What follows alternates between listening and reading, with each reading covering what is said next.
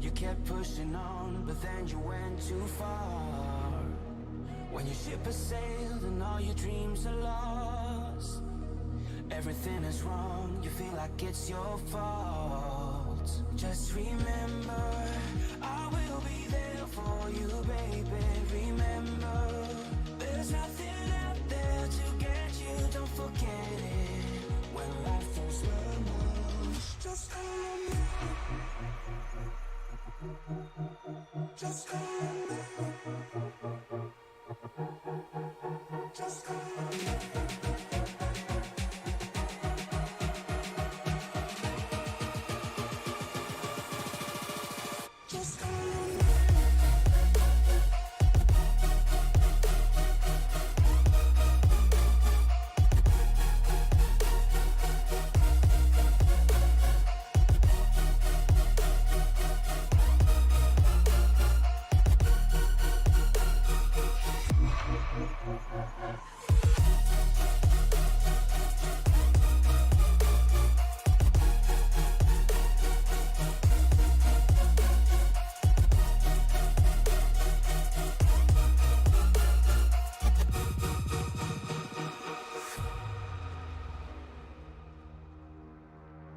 You're stronger now than you ever been.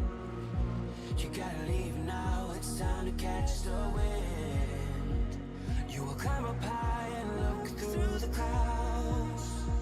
And when you're feeling low, I know you'll bounce back. Oh, and just remember, I will be there for you, baby. Remember, there's nothing out there to get you, don't forget it. When life throws lemons, just call me. Just call me. Just call me.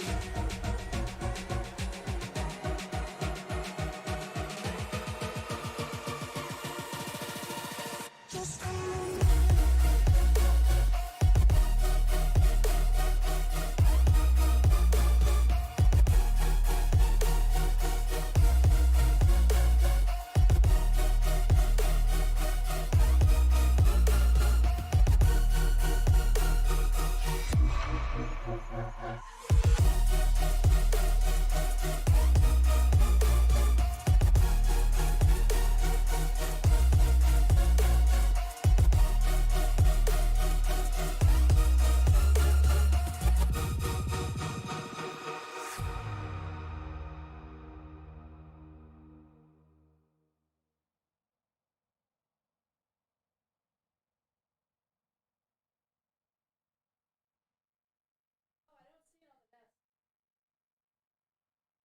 Hello, race fans, and welcome to the Charity Cup Series here in Michigan International Speedway. Here we're doing race number 4, where can we possibly see Ray Massey go for the three-peat here, as he won the last 2 Charity Cup races, and it's going to be interesting here. In the booth tonight is Sam. Sam's joining me here. I am Jordan, and Sam, you looking forward to this one or what? Yeah, Jordan, I really am looking forward to this. Unfortunately, I accidentally missed the last race last month. So I'm really excited to have hit up Curtis, the event host, and she's like, "Hey, I'll come back to commentate again." Yeah, I mean, so what you missed was Ray Massey going back to back at the last race, and he was really on a tear, and I think he can easily be one to run. You can't really run away from in Michigan, but could certainly be a guy to watch for all night long. I've heard some people dealing with some really tight conditions in traffic, so look for these guys to be fighting all the way up and down, north to south on those turns, trying to find every bit of clean air that they can. As we hear right now, looking at Kyle Bosch doing his qualifying runs, as these guys are just going to be looking for as much speed they can build up on an outlap, as it's almost kind of like a Daytona, where you want to kind of ride the high line, build up that momentum and get that big run, off turn 4, and then dive down to that apron to try to pick up a few tenths. Yeah, I was gonna mention Jordan. I know a lot of these guys have been saying they're looking for grip. It's been a real struggle in this warm up session. They're like grip this, grip that, trying to find grip, especially when they're throwing it into these turns. They're getting really loose and spinning around a little bit. But hopefully these guys will be able to hold it together.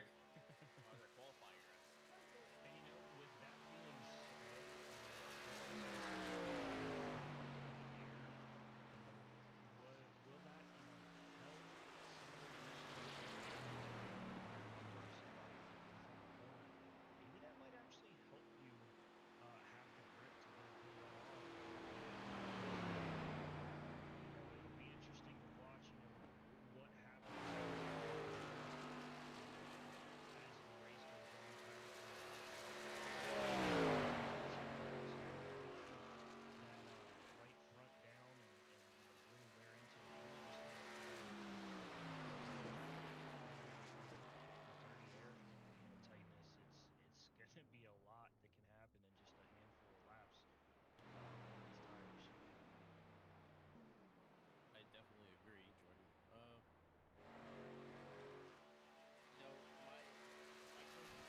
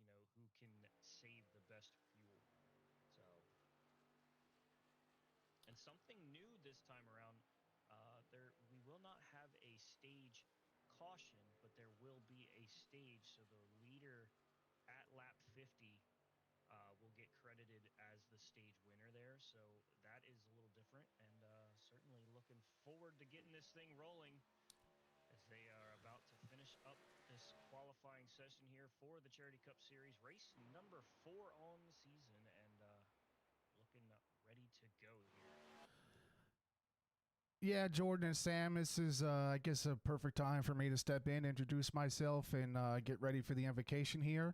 My name is Front Row Joe, and we are getting ready to start the invocation as these guys begin their practice session, and we will be back just a minute. To start tonight's pre-race ceremonies, we start with our invocation, given tonight by Charity Cup Series owner Curtis Mitchell. Heavenly Father, thank you for this day. Thank you for the opportunity to get some drivers out here on the track and race for dozens of good causes. I thank you for the opportunity to be able to lead this organization, just the fruit that you've been able to bear through this. I thank you for all the drivers and the sponsors and the spectators that have been involved over the last 5 months. I pray that you continue to grow this organization so we can continue to put on entertaining events and raise lots more money for charity. I pray that you keep all of our emotions in check, as it will be a intense race. I pray that you would be glorified and magnified, and that those who come in contact with Charity Cup Series would ultimately see you, and they would wonder why it's different, why the culture is different, and it would be because of you, Lord. Thank you for this opportunity. Pray this in your name. Amen. And now, singing the Star-Spangled Banner, please welcome Ben Tainai. Oh, say, can you see by the dawn's early light what so proudly we hailed at the twilight's last gleaming? whose broad stripes and bright stars through the perilous fight o'er the ramparts we watched were so gallantly streaming, and the rocket's red glare, the bombs bursting in air, gave proof through the night that our flag was still there.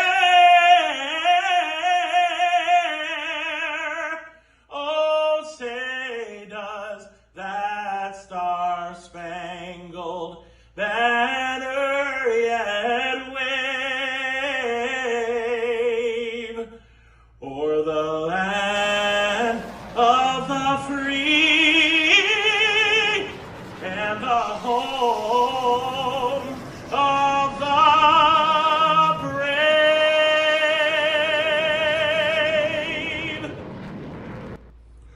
Drivers, start your engines!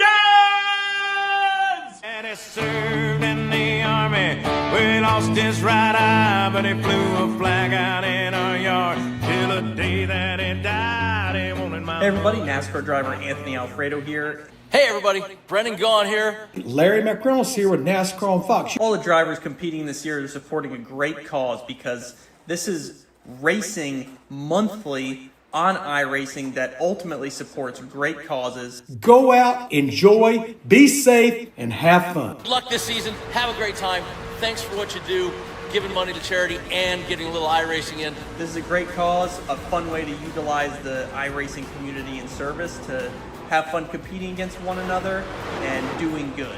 I hope you guys enjoy racing in the Charity Cup Series. See you on the track.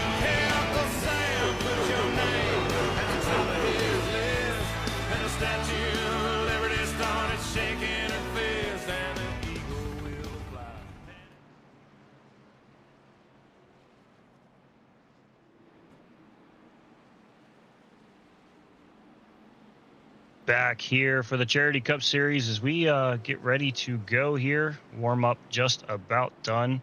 So you see these beautiful paint schemes here, and I am truly just so ready to get this going, as I think this is going to be a fantastic race, and I think it should be fun filled. Yeah, as we take a look at our race info for today, in the Charity Cup Series, Great Lakes Sim 240. We're going to be having 140 laps here. There will be a no caution stage at lap 50. 4 additional tire sets, 3 green-white checker attempts. Fuel window is going to be 80% with the fast repair. Again, I am Joe, front row, Manila, Sam Frazier and Jordan Brockel, also joining me here in the booth. It's going to be a 72-degree day, 40% humidity, partly cloudy. With a 2-mile-an-hour wind gust, so not too much wind to affect these drivers, so it should not be too much of an issue. No, absolutely not. I mean, maybe if you got a little bit of a 2-mile-an-hour tailwind, might be able to push them down the backstretch. So, well, just a touch, not too much, but just a touch there. Hey, just know, boys, you can definitely draft here at Michigan, so let's not take the wind out of account just yet. That 2 miles an hour, I bet you can do some help for one of the drivers that needs to slingshot around somebody. Yeah, drafting, man, these drafting tracks are always something special, especially tracks that have big sweeping turns like here in Michigan. As you know, you'll have drivers that are going to try and make some passes that might send it in a little bit too deep, which could get them tight and put us at risk for a wreck here. So should be really interesting to see how these drivers are able to navigate these high-speed corners and stay out of trouble.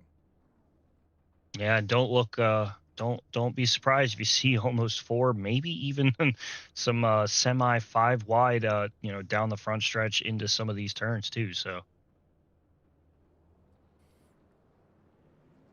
drivers are pulling on to the track right now behind the pace car. Yeah, so it's a good time for us to take a look at our starting grid.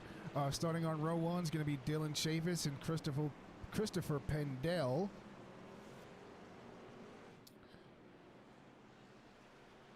Row number 2 is going to be Jeff Scheimer and Curtis Mitchell. Row number 3 is going to be Rhea Massey and Adam Thompson. Row number 4, TJ Elaine and Chris Rude. And in row number 5, we have Stephen Rhea and Brenton Barker. Row number 6, Dustin Loxton and Jacob Link. Row number 7, Brian Bogner and Scott Martin. Row number 8, Jacob D. Davis and Kyle Bosch. Row number 9 is going to be Tim Ruark and Patrick Wilkinson. Row number 10, Wesley Riddle and Mitchell Dalen. Row number 11, Jonathan Leach and Darnell Cibola. Row number 12, Pete Polini and Patrick Craven. Row number 13 is Zachary Smith and Michael Newton.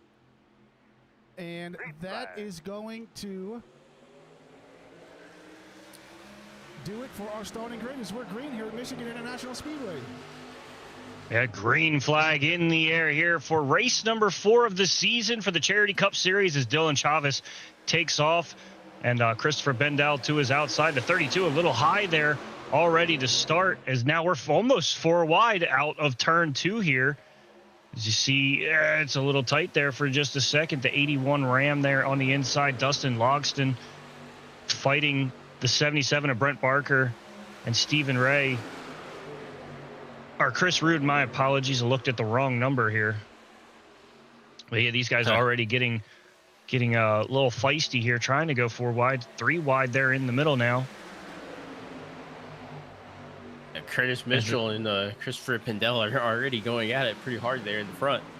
Yeah, it looks like Dylan Chavis has already fallen down to P4 right now. And Curtis Mitchell out to the point right now, as you see just up ahead there. Yeah, just Scheimer back there in third. He's trying to link in with these guys. And, you know, like I say, every race, Jordan and Joe, these guys, they like to go hard in the start. Not just, you know, the guys racing today. Like anybody in any race, they'll go hard for the first, like, 5 laps. And then everybody's like, hey, we need to back it down, conserve tires, conserve fuel, race smart, you know, so we're not crashing into each other and, you know, causing a bunch of chaos. Yeah, I mean, chaos is inevitable in most cases. Certainly going to try to have a little less chaos if it's in our control, or in their control, I should say, not my control. I'm just up here talking to myself and you guys as well. As a little wiggle there from the 94 is going to allow the 22 of Schmeier to go to the outside here.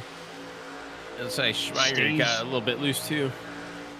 Yeah, so the front 4 trying to make a little bit of separation from the other little pack there of Chavis. He is sitting in P5 right now, about 3/10 off, not too far away, but you know, you start getting out of the draft of these guys, you can fall back pretty quickly as you see him just tuck up to that wall there here in the number 6 Ram truck. Really quick, Jordan, while we're on Dylan Chavis, I just want to, you know, take a minute and talk about his charity he's donating to and representing the Dale Jr. Foundation. Dylan, he's from Easley, South Carolina, which is really, really close from where I'm originally from. I'm really from Clemson, which is like 15 minutes away from Easley, so I think that's really cool. Anyways, the reason he chose the Dale Jr. Foundation is to represent is because they donate to multiple charities to help the youth to have great education and opportunities. As a kid growing up, watching and going to races, Dale Jr. was his driver and his childhood. It was the best. It was the best because of it. And to give back to the foundation and to help other kids have a great childhood, that is why he is representing Dale Jr. Foundation. Yeah, we have a couple guys that usually represent the Dale Jr. Foundation. Again, there's a ton of different foundations that we will try to cover throughout this entire broadcast here. As Curtis Mitchell still at the front of this thing, leading the long line of trucks, is now the 94 of Christopher Pendle dives to the inside, drives in, might try to cross over if he can get that line, as Curtis seems to be, I don't know if maybe he just backed off a touch or what, but lost 2 positions there in that corner as Ray Massey, our defending back-to-back winner, looking to go for a three-peat here. Ray Massey moves into the P2 spot all over the back bumper of the 94 as 94 blinks just a touch on my screen, which is a little frightening. Yeah, it is. Whenever you see a driver, if you're on track racing, you see a driver blink, a part of you panics. On road racing, it's not that bad, but on oval racing, anywhere, it's, a little bit of a panic on your end. You see Brian Bogner up against the wall, and that's what I was saying at the top of the show, where you see these guys really try to find every groove and move around here. Brian Bogner, of the 29, racing for K9s for Warriors from Roanoke, Indiana, and he is certainly trying to find his way forward. I hate that I do that, because like when I'm broadcasting, I do the whole like, ooh, like I'm the one driving the truck. As it gets a little tight here, he's going to give it there 2 to 6. Yeah, and he's all right over his that back bumper. Just shifting from left to right. It's funny because it's like I'm not in the truck, but my initial like reactionary mindset is I'm driving it, so my brain's like, oh, this is getting tight. Yeah, I can't tell you how many times I've been on a broadcast and you see you see the wreck happening in front of you, and I sit in my rig with my wheels, so I find myself gripping the wheels sometimes, like, oh no. So. Right, I feel you on that one. As we get a little squirrely there, as Bogner is going to be put 3 wide back to back. He's the cream of the Oreo right now. You got the 22 down there low, trying to side draft off of him right now. But no, the 22 is fallen a few positions, hasn't it? Yeah, the 22's fallen just a touch. Sitting here in 9th right now. As I think we're going to see a lot of people do that throughout the entire night. As tire wear gets in, you can see how loose he already is right there. He's just wheeling it as we go caution on the racetrack. Not Scott sure Martin. what's popping up.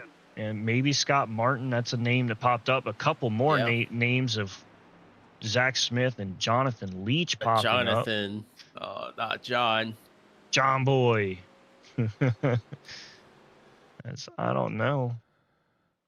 Yeah, we're going to try and showing Scott Martin in the pits.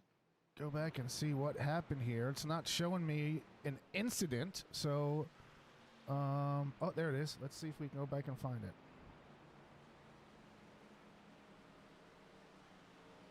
Take a look, shall we?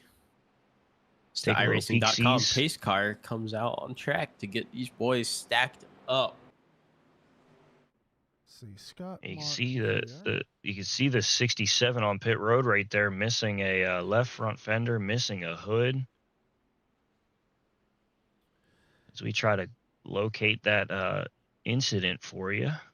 Yeah, it's it's not showing me that there was a wreck, so I wonder what exactly happened there. Something happened. We'll take a little switchy here, see if I can locate it. If it'll let me. No, I mean, it's not even, I clicked on the event and it does not show me a single thing as well. So a little strange here. Looks like some guys are looking to go into the pits right now. I see Elaine Mitchell, and then I think I've seen Chavis dip into the pits.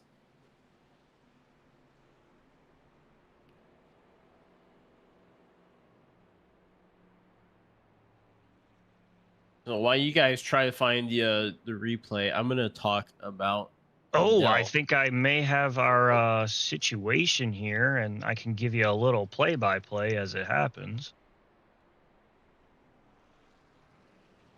But it looks as though Scott Martin was on the low side. Looks like Jonathan Leach may have gotten a little tight as a little loose as the 67 came up, and the 67 got hooked to the outside wall. Let's see if I can report anything here on Zach Smith as well, because he registered as crashed. And yeah, he got right into Adam Thompson. So it looks like Scott Martin, Zachary Smith, Jonathan Leach, and Adam Thompson all getting situations there. Yeah, I'm trying to do a replay rollback and see if I can see the wreck, but man, that's just not cooperating with me right now. So,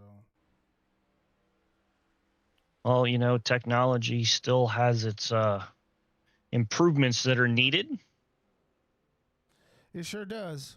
but you know, technology is a great thing, but sometimes it just does not want to work out. But we're under caution here for the first time tonight, as it looks as though maybe all but the top 7 came down pit road to get service.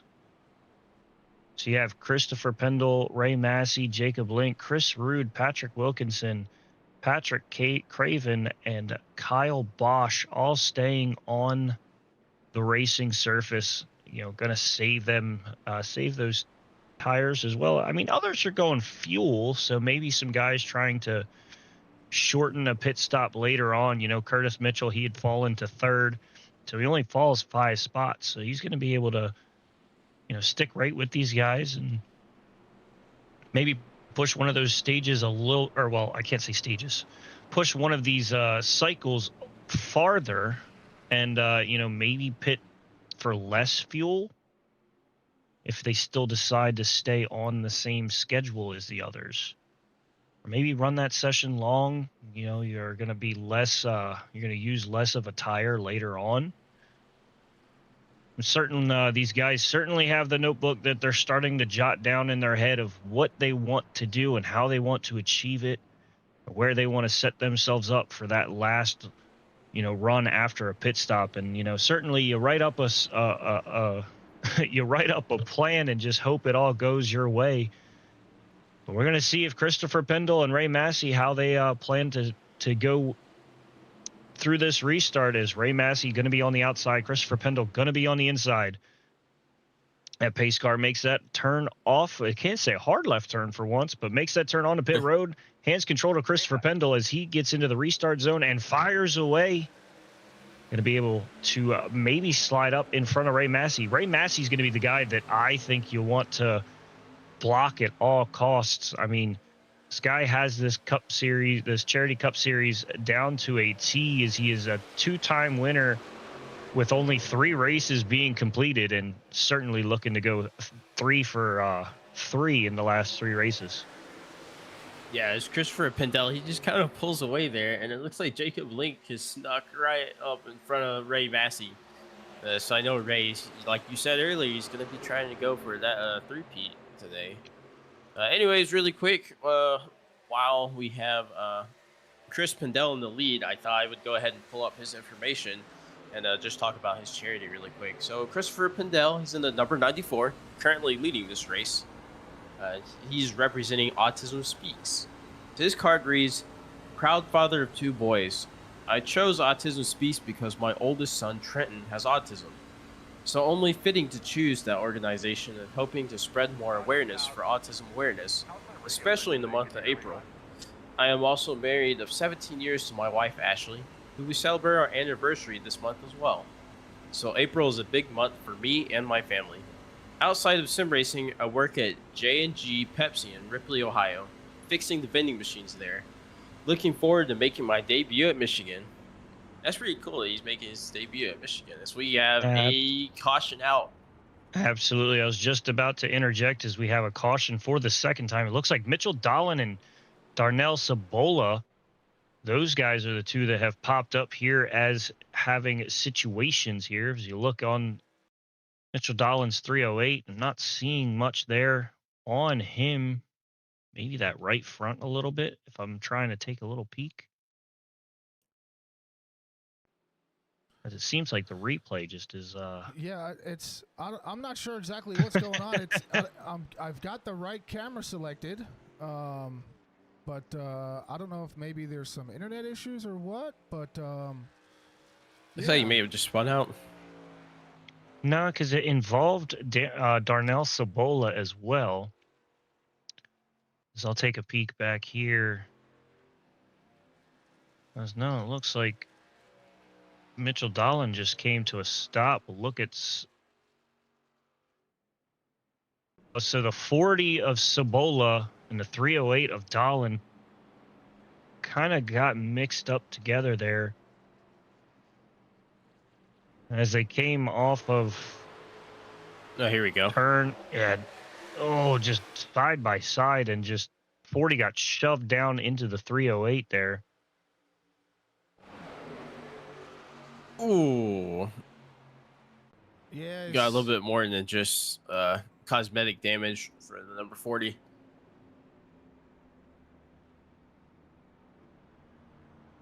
Hopefully he doesn't Gonna have be too some much time in the damage pits. to where he doesn't have to use his fast repair. So maybe he might be okay. Well, yeah, I feel like for an event like this, it's such a big track. I feel honestly that it might be smarter to use your fast repair now and just get it over with. Whereas, I mean, if you're later in the race, I mean, you can't really come back if you got like 10 laps to go. So I say get the bad luck out of the way now, and then, just kind of keep your head down and sneak up to the front, throughout the rest of the race.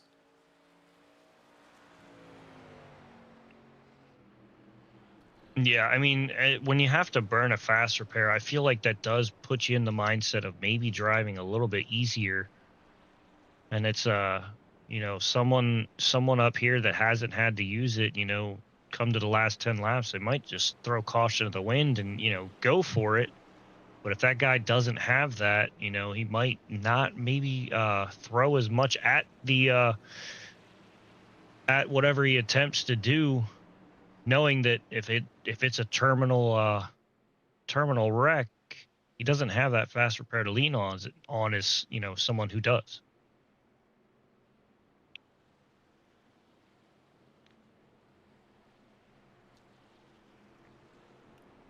As we got Christopher Pendel sitting in first place, followed by Jacob Link, Ray Massey, Chris Rude, Patrick Craven, Patrick Wilkinson, Dylan Chavis, Ryan Bogner, Curtis Mitchell, and Dustin Logston. That will round out your top 10 currently sitting, as the lights on the iRacing.com pace car has gone out, as it will be flying into the pits to let these guys go back to green in just a minute. This may be a slight bit off topic, but I think I just realized I might need to hit the gym a little bit, as I learned that my little snacky snack was left behind me, and to get to it, I had to struggle to turn around and couldn't reach it. I now have the snacky snack, so I'm going to be fueled up and ready to go, just like these racers are fueled up and ready to run here, as nobody really making any stops, I believe. As I'm looking, I don't see any changes in the people who came down pit lane, except for those involved in incidents.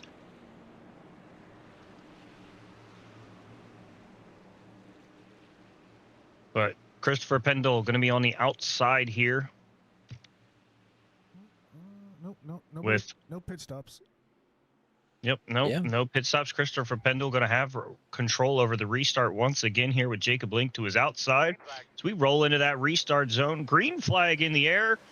And we're back here racing at the start of lap number 19. As Ray Massey goes down to the bottom and takes away P2 from Jacob Link. And it seems as though maybe Jacob Link didn't get a quality start there. He definitely did not. I saw Massey just kind of push him out of the way. I was like, whoa, what are we doing here? But you know, that's racing. And these guys are racing really clean right now. You gotta give it to them. Yeah, Michigan's a kind of a tricky track to race pretty close quarters. Yeah, Massey got lucky there going down and passing on the inside. Luckily, he was after the start-finish line, or else he would have been at risk of getting a black flag. Yeah, Massey again looking to go for that three-peat, and he's putting in the drive for it as his teammate of Chris Rude right there behind him. Jacob Link falling 2 spots there at the start of that restart. Yeah, I switched to Jacob's cockpit because going on the front stretch, he was really pushing the draft. That would have been a really cool shot. Yeah, let's talk about Jacob Link really quick. Jacob Link is in the number 47. He's representing the 74. Eric Jones, or 74. He's representing the Eric Jones Foundation. He's from Lake Orion, Michigan. His notes say currently driving a legend car, and he has 1 victory, and he's raced over 10 tracks, including Charlotte and Atlanta Motor Speedway. And then outside of driving his legend car, he loves his skimboard. Very interesting. Yeah, those Legends cars are absolutely no joke. Used to see them when I worked on a team down at Dominion Raceway. And I'll tell you what, some of those guys in them Legends cars are absolutely no fear. I mean, you're in a carbon fiber 30s coupe with essentially a motorcycle motor on it, flying into a banked corner, and you're on the rev limiter, just sliding in sideways. So it takes a different type of blood to be able to run those cars. As we see some shifting line to line here down the backstretch. I know my home track, it was and still is known for Legends racing mainly. Yeah, you got some turnouts for the stock late models, but for Legends, you know, you had all sorts of names coming just to race at that track. So Legends was always fun to watch. I'm curious if Link has ever or does run in the summer shootout over in Charlotte.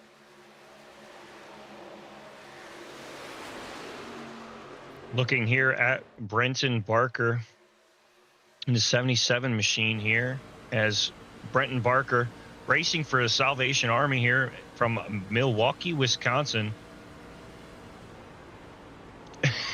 And his note says he can push out both of his shoulder blades to make it look like he has wings. So certainly looking to fly here tonight, as you can see him slide off that corner there.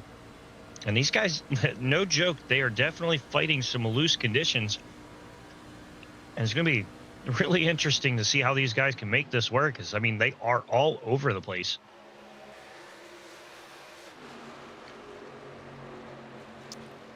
Yeah, once these tires start to wear and they get real heated up, and especially with driving around traffic, the air really affects these trucks in a way that is not so comfortable. So these guys are definitely going to have to be patient. They're going to have to feather that throttle a little bit and use their counter steering to get them through the corner. So it's and it's never fun when somebody gets right onto your left rear while you're trying to make that corner. Absolutely not. I mean, it's one thing for you to be the guy who's just kind of tight and behind a truck, but when you start pulling air off of the guy in front of you, it's going to make you take evasive action quickly. And if he tries to save it, and you take your evasive action, next thing you know, you're getting passed by somebody, and you just end up having too many cars in a one-lane stretch, and it's not fun. And speaking of passes, Brian Bogner, he has taken the race lead away from that 94 of Chris Pendell. I think he ended up making that pass on the backstretch. So once again, we have a lead change here, as a lot of these guys are going to cycle from front to back and back to front. And Brian Bogner, he's actually up 12 spots since the start of the race. So starting 13th, and now he's up in the race lead. And you mentioned, we're going to have people, make the runs, move up, fall back, make their way back forward. And I think that's where it's shows its differences as a super speedway to a Daytona or a Talladega, where, you know, everybody kind of just has these runs, they take them, and then you get out front for a little bit, and next thing you know, something like how Ray Massey just flew by down on the inside with a help from Pendle, as the 29 makes a little bit of a surge to the outside to avoid the 94, as the 33 gives Link a shot, and there we go. Here we go. Here we go. In front of the field goes the 33 sideways, as I don't see anybody else really collected. That had the makings to be an absolute disaster. It looks like the only name I saw pop up was TJ Elaine. As we take a peek back here, he goes sliding sideways, and magically everyone making evasive action. Oh, I see what happened here. So 74, I think the 74 slightly bounced off the 33. Well, probably didn't know he was there. Maybe, just assuming. And then, you know, he kind of hit that outside truck and then came back and clipped him. And that shows you that even on a wide track, space comes with a premium. And there, you know, just the pinball action of the 74 of Link off of Bogner down into TJ Elaine, sends TJ Elaine around, and honestly that had the makings to be a big one, and somehow everyone manages to find their way around him. It's like I said earlier, Jordan, side drafting and slingshotting is still important here. Don't let the outline or the shape of this track fool you. Yeah, I mean it's a drafting track, no doubt to that. But that's what a lot of people don't get. Yeah, I want to see these guys get into the rhythm that we know them to be in, and get to see these guys really run these trucks. It looks as though everyone's going to come down now this time. Seen a lot of people take just the fuel only. I'm imagining would see here now is those guys taking a set of tires. We're about to be close to that lap 30 mark, so it kind of keeps you still on schedule to make this in a couple more stops. So we'll see who can get off pit road here first. See if we have anybody that's gonna maybe jump just 2 tires, as it looks like Kyle Bosch gonna be fuel only. The top 5 guys running off here fuel only. Christopher Pendle going to be their first guy with 4 tires. Ray Massey 4 tires. Brian Bogner 4 tires. Jonathan Leach only taking fuel. A couple of guys afterwards taking 4 tires as well. So seeing our first round of 4 tire stops here. Kyle Bosch stays on the racing surface. Last down lap 16.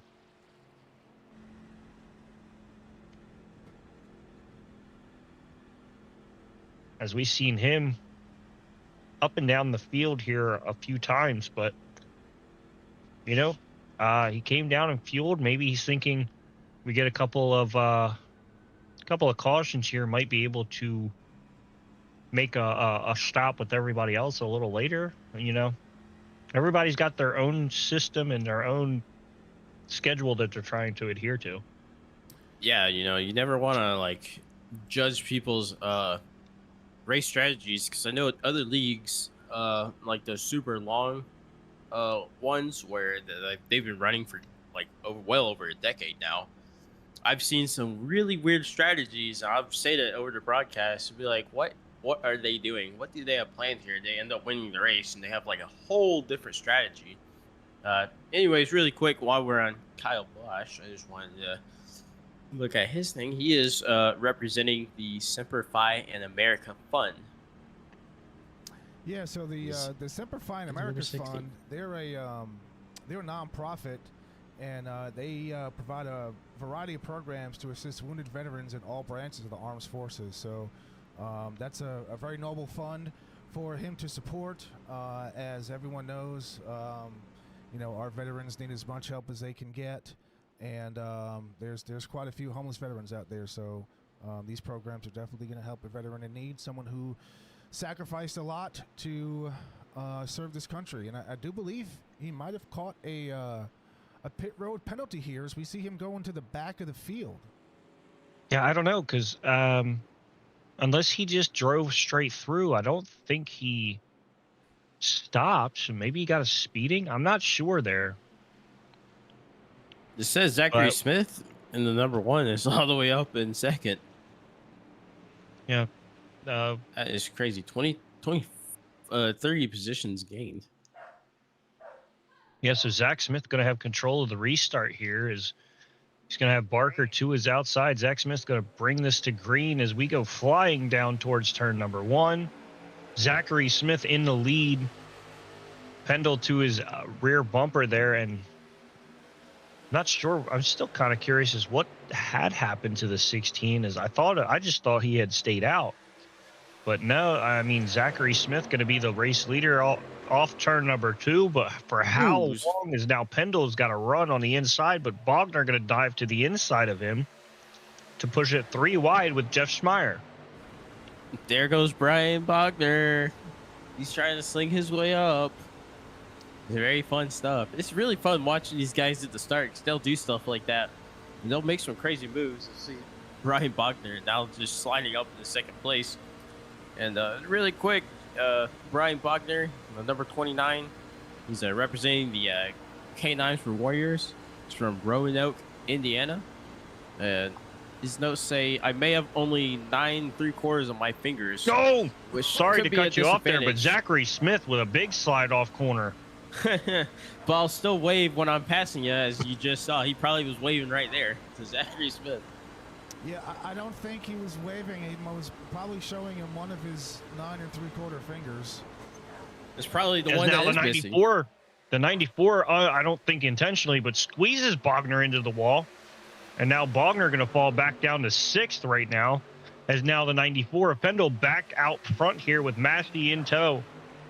This is awesome. I was gonna say earlier, right before this happened, right before I talked about Bogner, I was gonna say this might come down to a Christopher Pendle and a Ray Massey fight. I was literally about to say that before Bogner made his move. This is crazy that these two are in 1st and 2nd right now. Not surprised whatsoever. To the outside goes Bogner over Barker.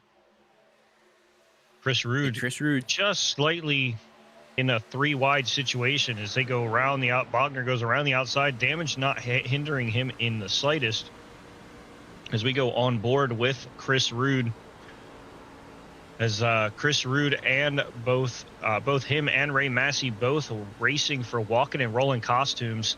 And I got to say, it's probably one of the neatest charities as they do costumes for those that are in walking assisted wheelchairs and walkers, and some of them are really creative and really awesome, and it's great to see the smiles that are on the kids' faces as they roll around in their costumes. And I absolutely adore the work that those two do in supporting and putting that charity in front of us. And Chris Rude now has a mirror full of the 34 of Jacob Davis. Is Davis going to go to the outside here to try to make a run on him? With Barker right there in front of him. He's shoving that 77 way into the corner.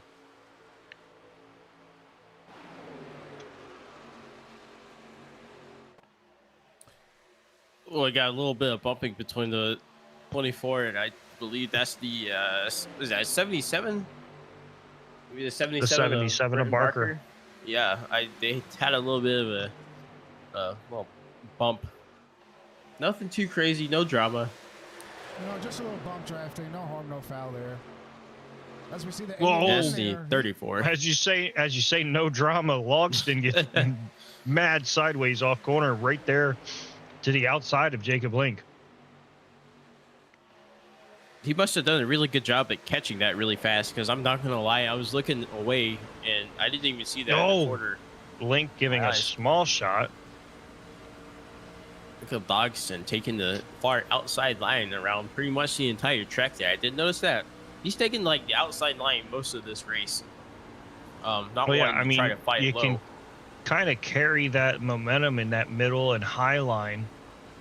The low line is where you can kind of force yourself down and maybe try to make a slide job pass, and doesn't always go to fruition as you want it to, but certainly seen a couple people use it to their advantages. And see now Logston going to migrate just about a lane off that bottom line through 3 and 4 here.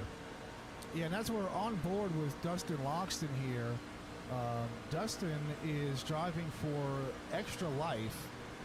Extra Life, they're a organization in which all of their donations go directly to children's hospitals. So Dustin there showing an interest in the youth and children's hospitals. So big thanks to him for supporting that cause. Really quick, Joe, I literally just pulled up the Extra Life About page. If you would allow me to read a little bit deeper into what they do. Go ahead. So Extra Life is a fundraising program of Children's Miracle Network. The Extra Life community fundraises year-round for local children's hospitals to fund critical life-saving treatments and healthcare services, along with innovative research, vital pediatric medical equipment, and child life services. Since its inception in 2008, Extra Life has raised over $140 million US, which is absolutely incredible. Really incredible what they're doing. Wow. That is more money than the majority of us will ever see. Yeah, but I'd rather that money, all of that money, go to this cause. So it's very important. Yeah, I don't disagree with you there. There are so many organizations that donate much needed funds to some of these specialty organizations, and it really makes an impact on multiple people's lives. As me myself in the job that I do as a first responder, being able to make an impact on one person's life is pretty significant. These organizations can do it to hundreds and thousands, if not millions of people. So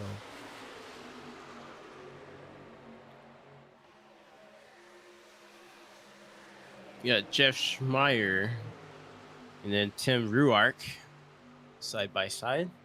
No drama, probably just there, I know everybody's starting to settle down from that first several laps chaos that I love to see at every restart. As whoa, looks like those Ruark, they just kind of got slung down to the bottom there, got a little bit loose. Yeah, it looked like the 44 got a little sideways there off corner exit, but I think a lot of these guys are starting to get into a groove here, really starting to figure out the feel of their truck and kind of, when you put the pedal down, where exactly you want to kind of get it to and feather your throttle back to full throttle so that you can ease your way off a corner and not just immediately smash the power. As the 6 of Chavez gets a little sideways on corner entry. Seen some people get loose on corner exit, but entry I haven't seen a ton of that, through center as well. But we've got 9 laps to go here in our non-caution stage as we approach that lap number 50. And Chavez definitely pushing to maybe try to get up there and get to it if he can make his way around a couple of these guys. Bogner makes the change for the race lead as we now go back under caution here. Yeah, it looks like the 27 car of TJ Allen getting involved in that. Let's see if we can't go back and take a look at what happened. It looks like for me, the only thing I saw was that Jeff Schmeier entered pit lane. Yeah, so we're gonna take a look. There it is. There it is. We got the 74 Jacob Link, and then you got Bogner on the outside in that 29. Oh, no, that was our last caution that we had, because Bogner's currently in the race lead right now, so that would have been a later caution. So I'm not sure what might have happened here. As for me, I just I just have a yellow flag. I don't see an event popping up. Yeah, I don't see one either. As we try to take a peek here. Because I know that wasn't a stage caution, so... No, because we are going to lap 50 without a caution, so... And try to see... While we do that, we are going to take a break, pay some bills, and we will be back in just a few seconds. Premier Racing Setups is the longest running setup shop on iRacing. Our monthly subscription options start as low as $20 a month. We offer setups for dirt oval, asphalt oval, and road racing, covering a wide range of cars and skill levels. Built and tested by top-tier sim racers, this isn't just a business, it's a community of competitive drivers. If you want to better your iRacing experience, head over to PremierRacingSetups.com today. And remember, if you don't get one, you're going to chase one.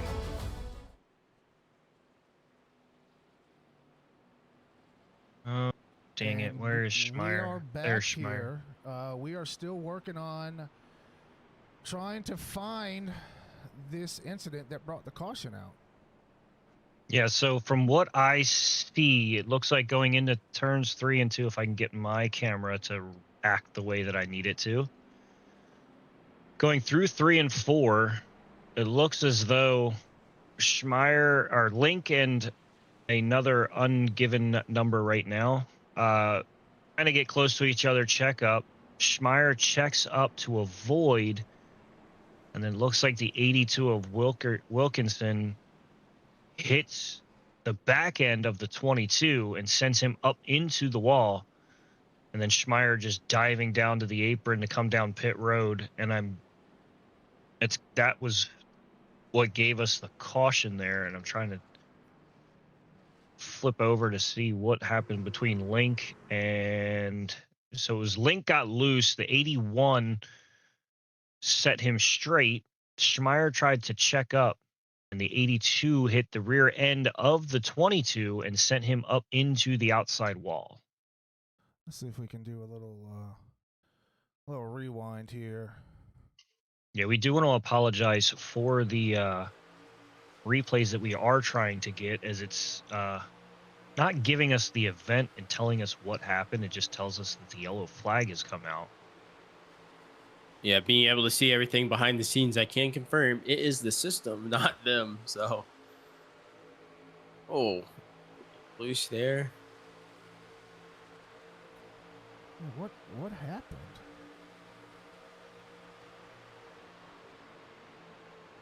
Maybe, oh, Right there. Yep, there it is. And then the 22 went up into the wall.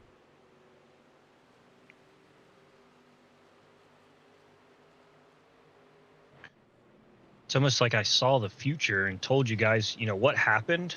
I'm magical. I can see what happened.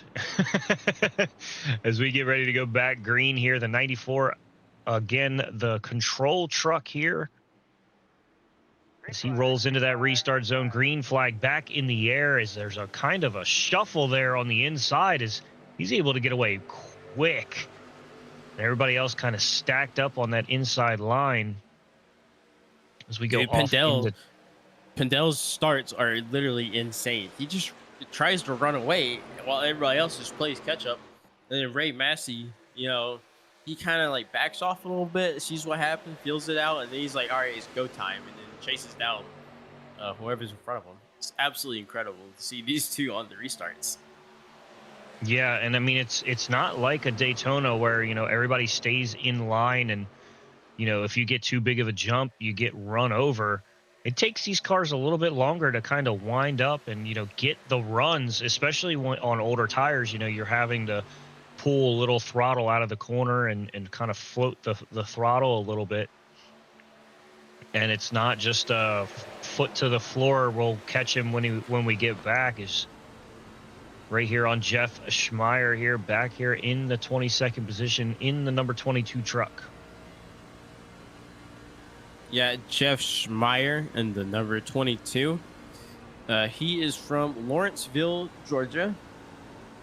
His notes say, been racing go-karts for about 20 years now. I used to race indoor karts, but now I do team-based endurance karting a few times a year. Joined iRacing in 2015 and have been sim racing ever since. That's 11 years he's been sim racing, which I know a lot of people have been racing for longer than that. But it's still pretty impressive that, somebody who's been on this long is, still going at it like, he's only been doing it for a few years. Yeah, absolutely. And he's racing for End Alzheimer's, which wonderful organization there is. I'm starting to go through that with a couple of members of my family, as I didn't mean to react that way. We just had almost a literal Oreo of the squishing of Brian Pogner there in the middle between the 82 of Patrick Wilkinson and the 44 of Tim Ruark. They held on to it. They did, and that's one thing is, unless it's on the left or right rear quarter panels, or a hard shove in the tail end, these guys are able to keep these things under control here. As the 44 sits here currently in the number 9 spot. There goes the 33. The 33 and the 34 collide. The 33 of TJ Elaine hangs on to it again and able to keep that moving forward. I honestly thought that car was going completely around. So ready for a big crash. Somehow held on to it. This is absolutely incredible driving, by the way, because I've seen some slides that most people would not be able to save, especially here in Michigan. Absolutely not. And want to point out TJ Elaine and the 44 of Tim Ruark, both drivers in Rams, both representing the Dale Jr. Foundation here tonight as the other guys that are just as I went to say that, Patrick Wilkinson Patrick Wilkinson was in the wall into the 34 of, if I can find it because I'm not quick, Jacob Davis, and they somehow keep their truck straight. So a little bit of beating and banging here for two drivers as they keep themselves moving forward.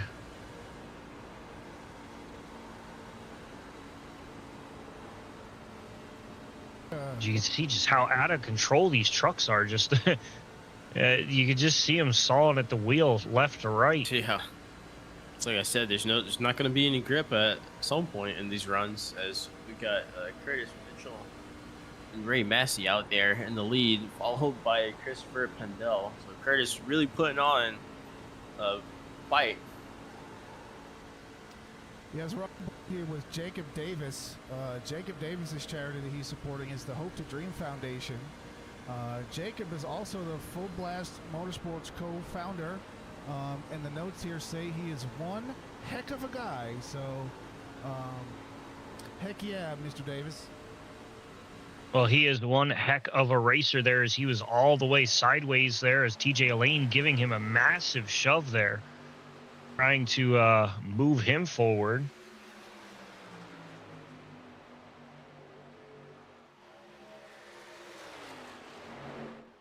There's Curtis out there in the front.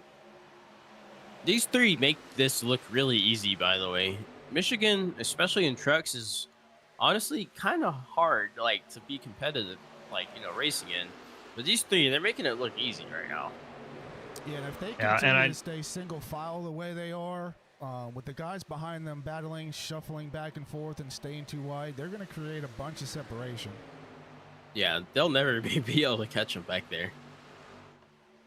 Yeah, and with all that excitement, we didn't get to mention on time that Curtis Mitchell was the lap 50 leader, so he winning the stage, the non-caution stage we have, and Curtis Mitchell, the owner operator here for the Charity Cup Series, he's racing for the Souls for Jesus and Zacharias Acres in the number 316 machine from Brookfield, Wisconsin.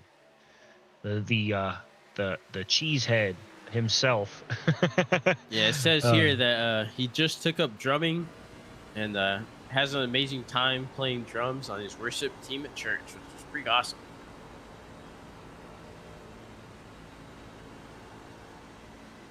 Look at that line. Look at him just throw the truck up there towards the wall. Yeah, I mean, does he have an unfair advantage? You know, I know Wisconsin is, you know, closer to Michigan than I am, but this is I want to say this would probably be his home. I mean, this would be his home field if I'm not mistaken. Yeah, it would be. Look, I was good at geography. I was good at geography in high school, and you know, maybe more in middle school. But you know, I know where the states are, but the tracks in relation to states, I couldn't tell you. I will say, if they were racing at Road America, then it would literally be home field advantage. Road America being in Wisconsin, which a lot of people actually don't know. Yeah, no, that's news to me. Really? Yeah, well, there you go. Here's some facts for today. Road America is in Wisconsin. As now Curtis Mitchell has about a half-second lead over Christopher Pendle. And it's got a good distance there. And like I said before, you don't see them get run down like they did or they would at, you know, say Daytona or Talladega. You know, everybody in a single file line, riding it outside. Some space between him and Pendle. Some space between Pendle and Massey. As Massey, I wouldn't be surprised if right there it almost looked as though he backed up to TJ Elaine to maybe get a shove. But I mean, they kind of are falling to the back of the 94 here now. Not so bad. Not so bad. It's been pretty green so far, Jordan. You know, when do you think we'll have our longest green? Like, when do you think? Like, are you about to have I it mean, now, or now has just jinx everybody? I was like, you might have just jinxed everything, as we are about 15 laps since the last time they pit. So I have a terrible, terrible feeling that you jinxed us. But you know, these guys, like I said, the later they get into this thing, they're gonna know these trucks a lot better. They're gonna understand how they feel off corner, and you know what it takes to save them and keep them under them. You know, you can do so much practice, but if you don't do practice with, you know, a full field around you, you really can't tell as the 316 and the 94 both slide off corner simultaneously. And you know, it's follow the leader as, you know, Curtis Mitchell must have said, Simon Says, slap the rear end into the wall, and Curtis Pendle, the only other guy that's still in the game of Simon Says right now. As it looks like there is a truck peeling off. It looks like it's Patrick Wilkinson. He's going to come down pit road here. As there he goes. He's going to make a green flag stop here now. Hey, both of these two at the front, you know, the little slap on the wall. So it kind of cancels out any loss that they would have, you know, had from that, because they're both so far ahead. Yeah, they're going to gain a little, but because they both did it and they both are evenly spread out, the draft from Mitchell is going to carry Pendle away from, you know, yellow flag going to fly in the air. The curse has been shown, as it looks like it says Chavis. Dylan Chavez has had an issue here. Chavez. You know, that's one I don't think I've ever. I think I said Chavez, and I wasn't corrected. I think it is Chavis. The only reason why is because his thing says he's from Easley, South Carolina, and there is a big family in Easley, South Carolina, known as the Chavis family. I know them because I'm from that area.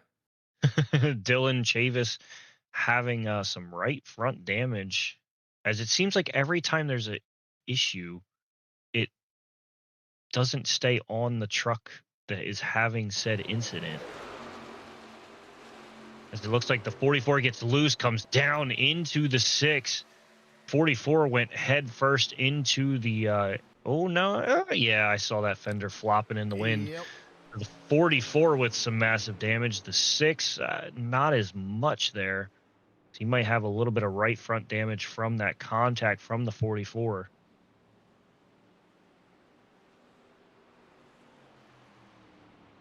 And that's what we were saying, you know, you don't want to burn that fast repair so soon.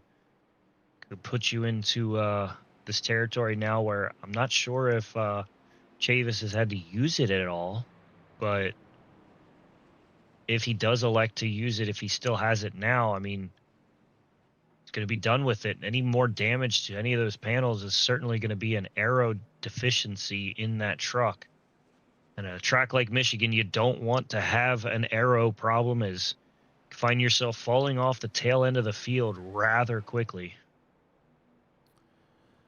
Yeah, and while we're under caution here, I'd just like to take a moment to thank some of tonight's sponsors.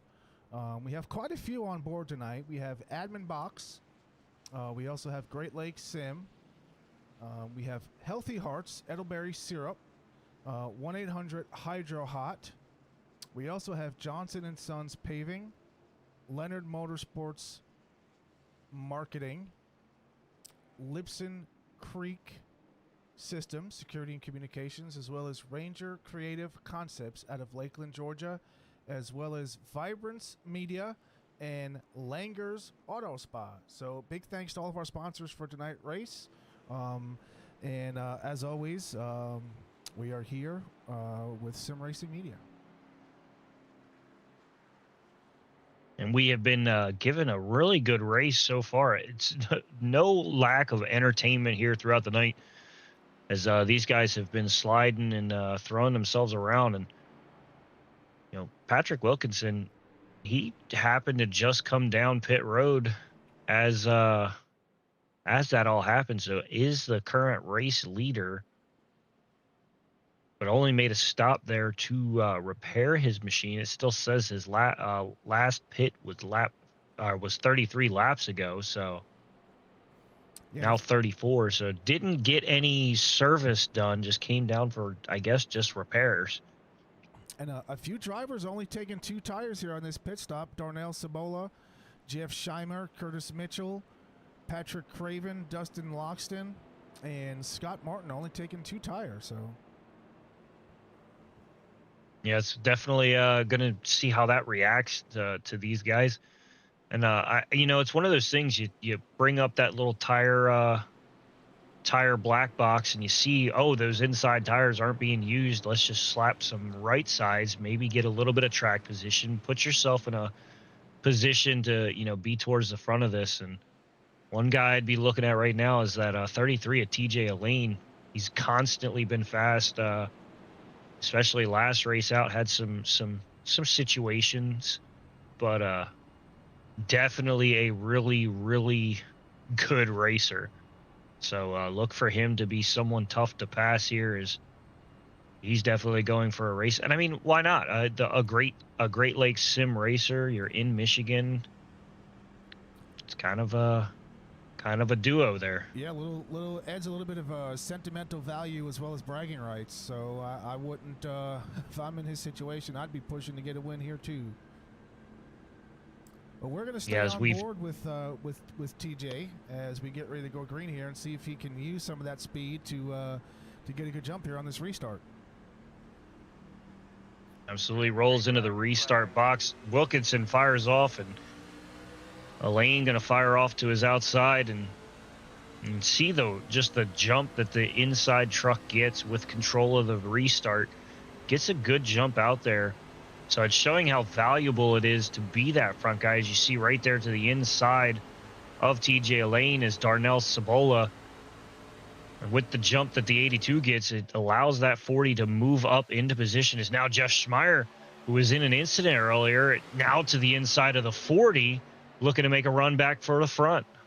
Yeah, and Patrick Wilkinson, he didn't get as big as a jump as we've seen some of these leaders who have taken the restart in the past. So there's not really much wiggle room for here. He's going to have to stay sharp and stay consistent in order to keep that race lead.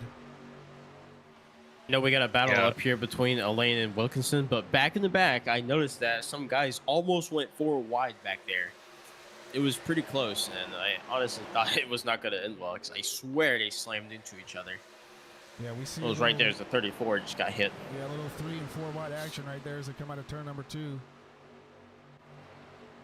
Yeah, a big thing to look at too is something we haven't seen all night. Right there as he splits the 1 and the 67, wow.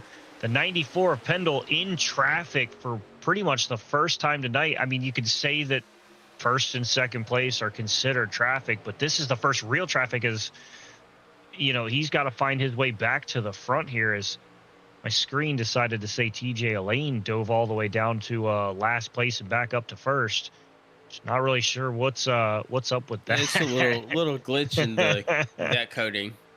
Happens every now and then with the system, I swear. I just watched Elaine's name drop down to the bottom, and I was about to call something, and then it shot right back up to the top.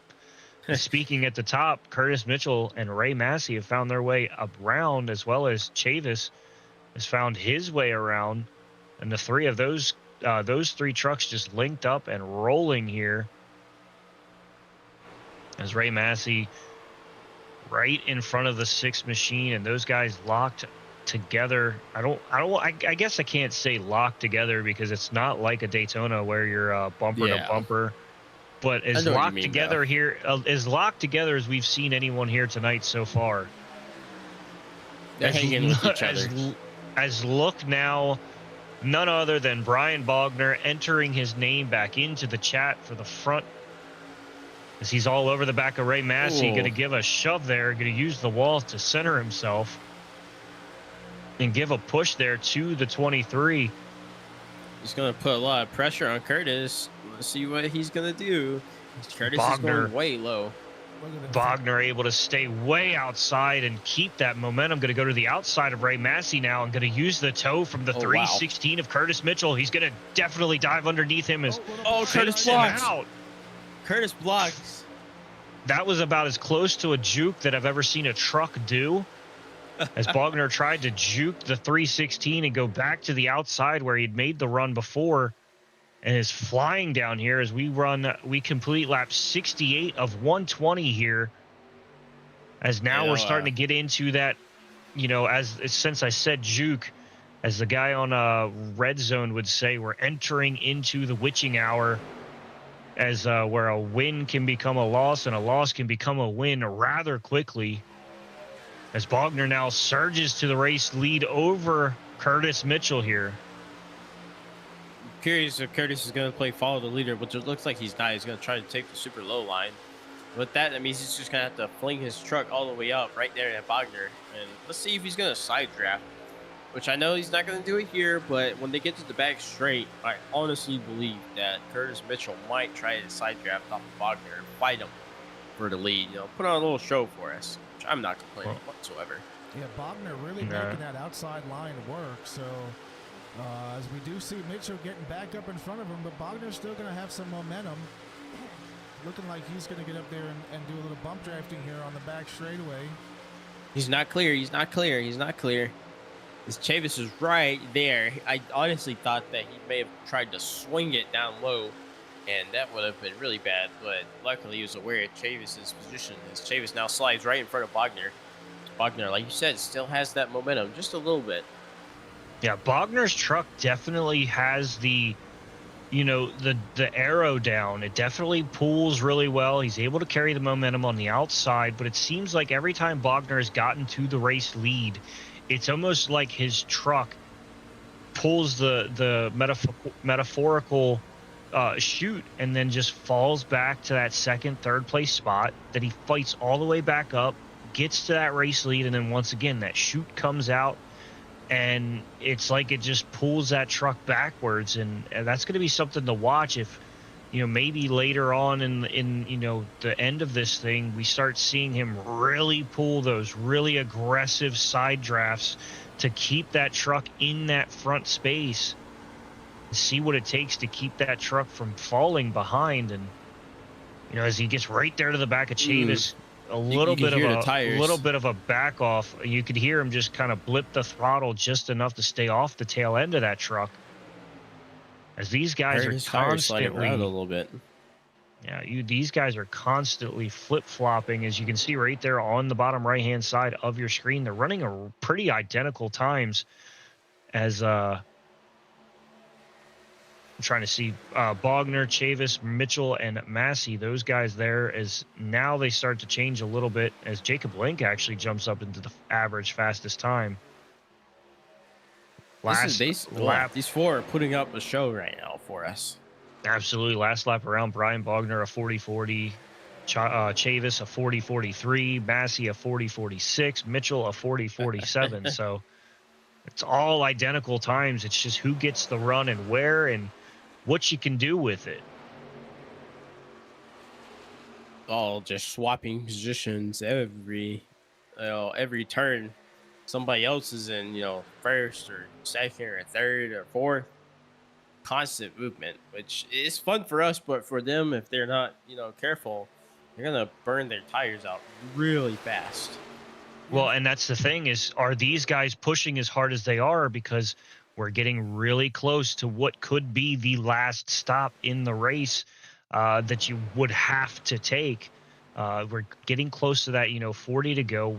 Around 35, 36 is where they, we've seen that is the fuel window. So if you can kind of coast the throttle just a touch to keep yourself in this little pack, but save you just a touch bit of fuel, maybe you can stretch it to that 37, 38, maybe pushing it to 39. So we're getting really close to that open pit window for, final stops of this race. And it's very frustrating as a driver, especially, when guys are using the slingshot, getting around you, and then you're having to fight your way back to try and do the same exact thing to that same driver. So, if I'm in any of these guys' positions, especially if I'm behind Mitchell, I'm just going to follow the leader and hopefully be able to put myself into a position to set him up for a late race pass. Yeah, absolutely. And, on that topic of fuel strategy, why wouldn't you want to follow the leader? You can kind of maybe, Massey in the wall there. But, why wouldn't you want to maybe run that 90-ish% throttle? Because I don't think you can pull the Daytona and be able to run that, 75% throttle behind somebody and, keep with them. So, just a small crack of the throttle down the front stretch, enough that you keep the draft, you stay in it, and then you lift through the corner a little bit, go to that low line maybe, and just follow the leader, save your fuel, maybe even save a little bit of tire so that you can have a really good run, around him if you want to try to get ahead of him before a pit stop. There's a number of different things that you can have an advantage of by running behind somebody.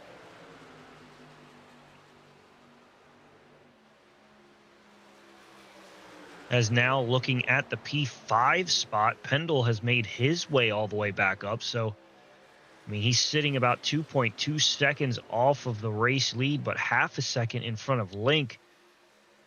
So, Pendle, you could definitely have a case to where maybe he throws a little bit maybe he goes for that 2-tire stop there at the end to make up a little bit of that time there. And maybe it's an advantage that he could make to come all the way back. He pitted for 4 tires back. Trying to do the math in my head. Around lap 61. So, yeah, lap 62 came down for 4 tires. Could easily slap right side tires on that and just kind of tough it out on those inside tires as he's got a little bit of a slide there off corner.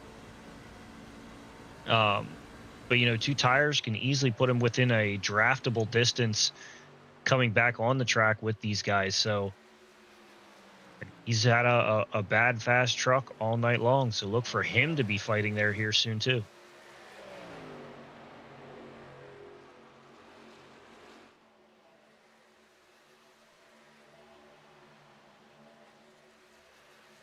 I almost wonder if it would be beneficial to maybe drop back, allow Link to give you a little bit of a shove. I know once you get into the worn tires, you're really having to coast through these corners and kind of find your way, find that good groove. But you could easily make up some time pushing each other down the front stretch.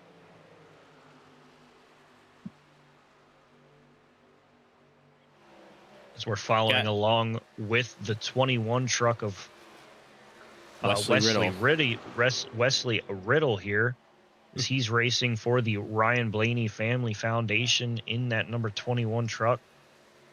And do you have some information about the Ryan Blaney Foundation? Founded in 2018 by NASCAR driver Ryan Blaney and his family, the Ryan Blaney Foundation is a registered 501 based in North Carolina. We are dedicated to raising brain health awareness and resources to support people, families, and caregivers facing an Alzheimer's disease or concussion diagnosis.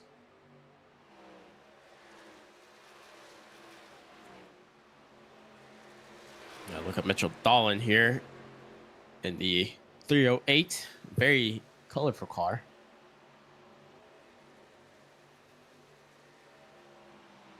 Is Mitchell Dahlin. He's from Harvest Church, Frazee. Sorry. Well, my apologies. He's representing Harvest Church, Frazee. He's from Holly, Minnesota. His notes here say, I'm an electrical project manager. I found the odd fascination with getting into sim racing while I was laying in bed with a broken ankle, my right ankle. It took me a while to stop using my left foot even while driving real cars. I believe iRacing was a strong helper for my rehabilitation, making my right ankle stronger.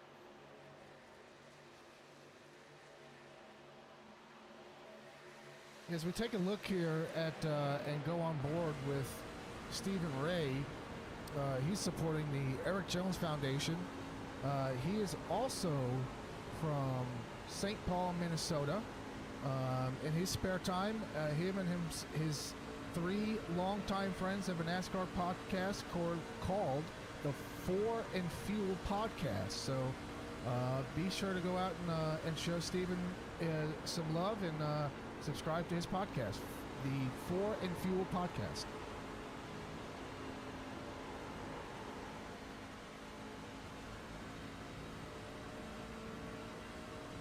So going back to Mitchell Dahlin's thing, Harvest Church is it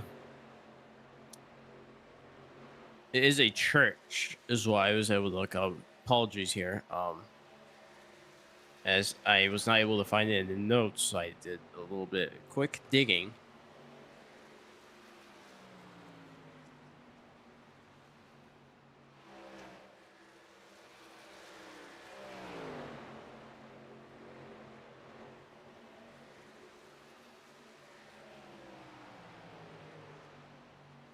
It looks like now in P number 5, it looks like that truck of Christopher Pendle is actually closed in now on the back end of Brian Bogner, joining again, as I said, himself into this conversation here. Jacob Link also just a touch bit off the back of Christopher Pendle, so making some ground here as he now looks to the inside of the number 29 truck, ducks back in behind. So it took just a handful of laps for these guys to make their way up to this front four, and now we are certainly in that realm of, do we see anyone make that hard left turn down pit road? And when they do, what is going to be the advantage to be the first one down, and what's the advantage to be the late guy to the party? As it looks like we have Cibola, he's going to make a stop. Dahlin, he's going to make his stop here now. So two guys coming down pit road to get their final service, or what they hope to be their final service. Looks like Patrick Craven going to join them as well, as they make that slow, painful, agonizing roll down the front, or down into the pit road. Don't think they'll lose much. They might get close to losing a lap. It does look like Dylan Chavis is coming close to them. So gonna lose a lap here, but how much is this going to be beneficial to be that first guy down pit road? Yeah, and as we take a look here at Darnell Cibola, his charity he's supporting tonight is the Wiregrass Area Food Bank. He's from Southern Alabama, and he's a physician that's here to compete, have fun, and represent a meaningful cause, and to help ensure that food is never a hardship in community. And that's the big thing about this entire series is that have fun and supporting charities, and that's what I think we've done very well here, is having that fun and supporting the charities that we love, and also learning about some new ones and learning about some different things that we may have not been privy to before. Yeah, and just really briefly about Wiregrass. The Wiregrass Area Food Bank is a relief hunger agency serving Houston, Henry, Dale, Coffee, Geneva, and Barber counties in Alabama. It was very, very cool.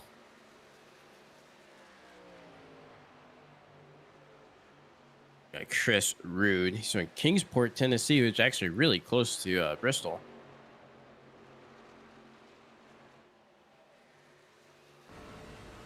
Chris Rude is representing Walking and Rolling Costumes. He's from Kingsport, Tennessee. His notes say, "My day job is working in IT. I am also the worship leader at my church. I have a son with special needs that uses a wheelchair to get around and in creating costumes for." Sorry, geez. I have a son with special needs that uses a wheelchair to get around in. I create costumes for him, involved with walking and rolling costumes. Yeah, and as we had, said earlier in the broadcast, really awesome foundation and some really neat costumes. My favorite is still I saw a walker turned into a combine, and he was dressed up as a farmer and had all the John Deere stuff, and it was done up as a John Deere combine. So really cool to see the smile on his face in that one. Is Chavis now to the race lead, has about a second now and pulled away from Curtis Mitchell. Ray Massey, as it sounds like, maybe, yeah. So Chavis going to make his stop here. I saw the flames come out of the side of that truck. So he going to be the first of that front five to make the stop. Bogner going to join him, and Jacob D. Davis going to be down pit road as well. So now does that force the hand of Mitchell, Pendle, Massey, and Link? Do they just go ahead and come down now, or do they just kind of get this thing rolling and try to find their way to maybe make up some time together? But they are all kinds of mixed and matched here. They're all racing like their tires are only 3 laps in to the last pit stop. Yeah, it looks like the 316 going to make his stop here now, and it looks like along with Pendle. In stopping, it made Pendle make that decision as well, as you got to go from that well over 180 mile an hour off corner exit, 170 mile an hour off corner exit, down to that 55 pit speed. Or it might That's even highway be speeds too. It might even be, I think it's 55. It's still highway speeds, which is pretty crazy if you think about it. Because on TV and in the sim, it doesn't look like they're going that fast, but when you're actually down there watching them come in and fly by, that's a pretty fast 55. It just makes me want to pull out the I can't drive 55. I can't drive 55. Got Patrick Wilkinson in the 82. He is representing the Shriners Hospitals for Children, which, if you'll give me a few minutes, I will bring up that information. But he's from Wilbraham, Massachusetts. And his notes say, "I run/wear the number 82 in honor of my D-Day paraglider/trooper great-grandfather. I don't only run model trains, I run real ones." That's pretty cool. Absolutely. And seeing now here on the scoring timeline that Jacob Link, Massey, and Jeff Schmeier, Dustin Longston all making their stops here now. Is Schmeier going to fire off here? You can see now Chavis, Link, Massey all kind of mixed in here, but Chavis going to be able to fly by these guys and has about a 3.5 second lead over P2, and it's just growing as he's out there. And I mean, that might be the benefit from him pitting all on his lonesome with Brian Bogner, able to pull a 4.2 second lead as he crosses the start finish line to give us 27 to go here. Yeah, once these green flag pit cycles take place, it really stretches the field out tremendously, and it makes for some really hard pushing by pretty much everybody who's behind the leader, especially that second place of Jacob Link. Yeah, I mean, our biggest faller from that was, it looks like Pendle has fallen down to about 17th, 18th, as our scoring and timing makes up its mind on how it wants to do things. It looks as though it says that Pendle is out right now, but certainly is not. On my screen, I have him, down in 16th right now. Yeah, I was sitting here trying to find it, as our timing and scoring is a little buggy right now for some reason, which, again, technology has a little bit of a hiccup in it. I do want to go back to Patrick T. Wilkinson's Shriners Hospitals for Children. I got some information about them. A little long-winded, but very important that I read this out. I'm not going to cut any corners here. So, about Shriners Children's. The mission of Shriners Children's is to provide the highest quality care to children with orthopedic, neuromuscular, colorectal, and gastrointestinal conditions, burn injuries, craniofacial conditions, and spinal cord injuries. Our experienced medical teams also provide spine care, sports medicine, and other special health care needs within a compassionate, family-centered, and collaborative care environment.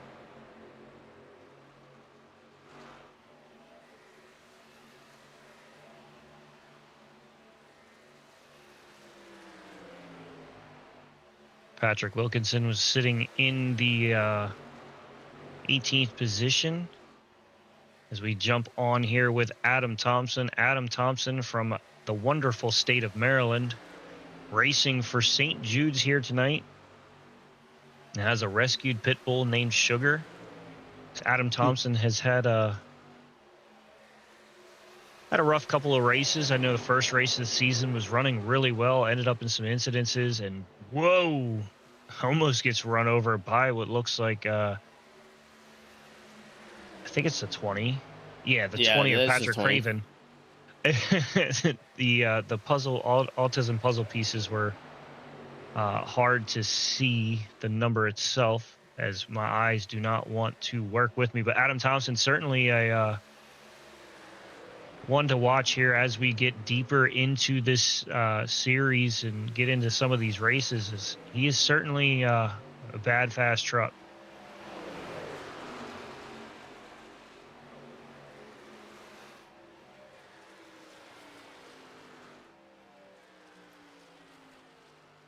Number 6 is Dylan Chavis.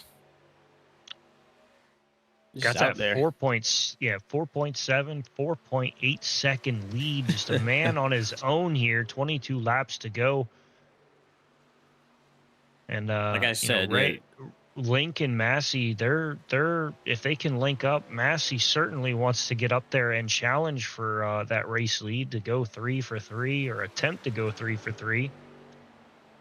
But both sitting in very respectable positions here right now. As again, as Joe had said, these cautions, or these green flag. I said the word. Now it's going to happen. These green flag pit stops stretch this field out and really separate everybody. And basically, there's a 21 lap timer for the rest of the field to try to run down the number 6 truck there.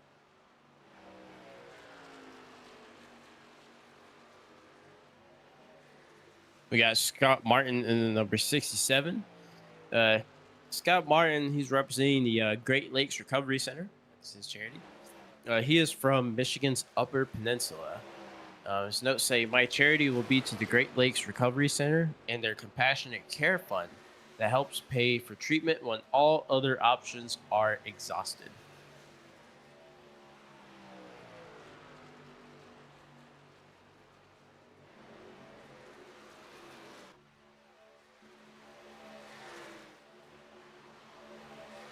Curtis Mitchell in the P4 spot, and certainly wanting to find a way back. He's had a fast truck all night. He was able to be one of those guys, just like Pendle, to be able to stay in that front section of trucks and not kind of fall victim like Bogner to that metaphorical parachute, but now just looking to maybe get up and by Massey to get that third place position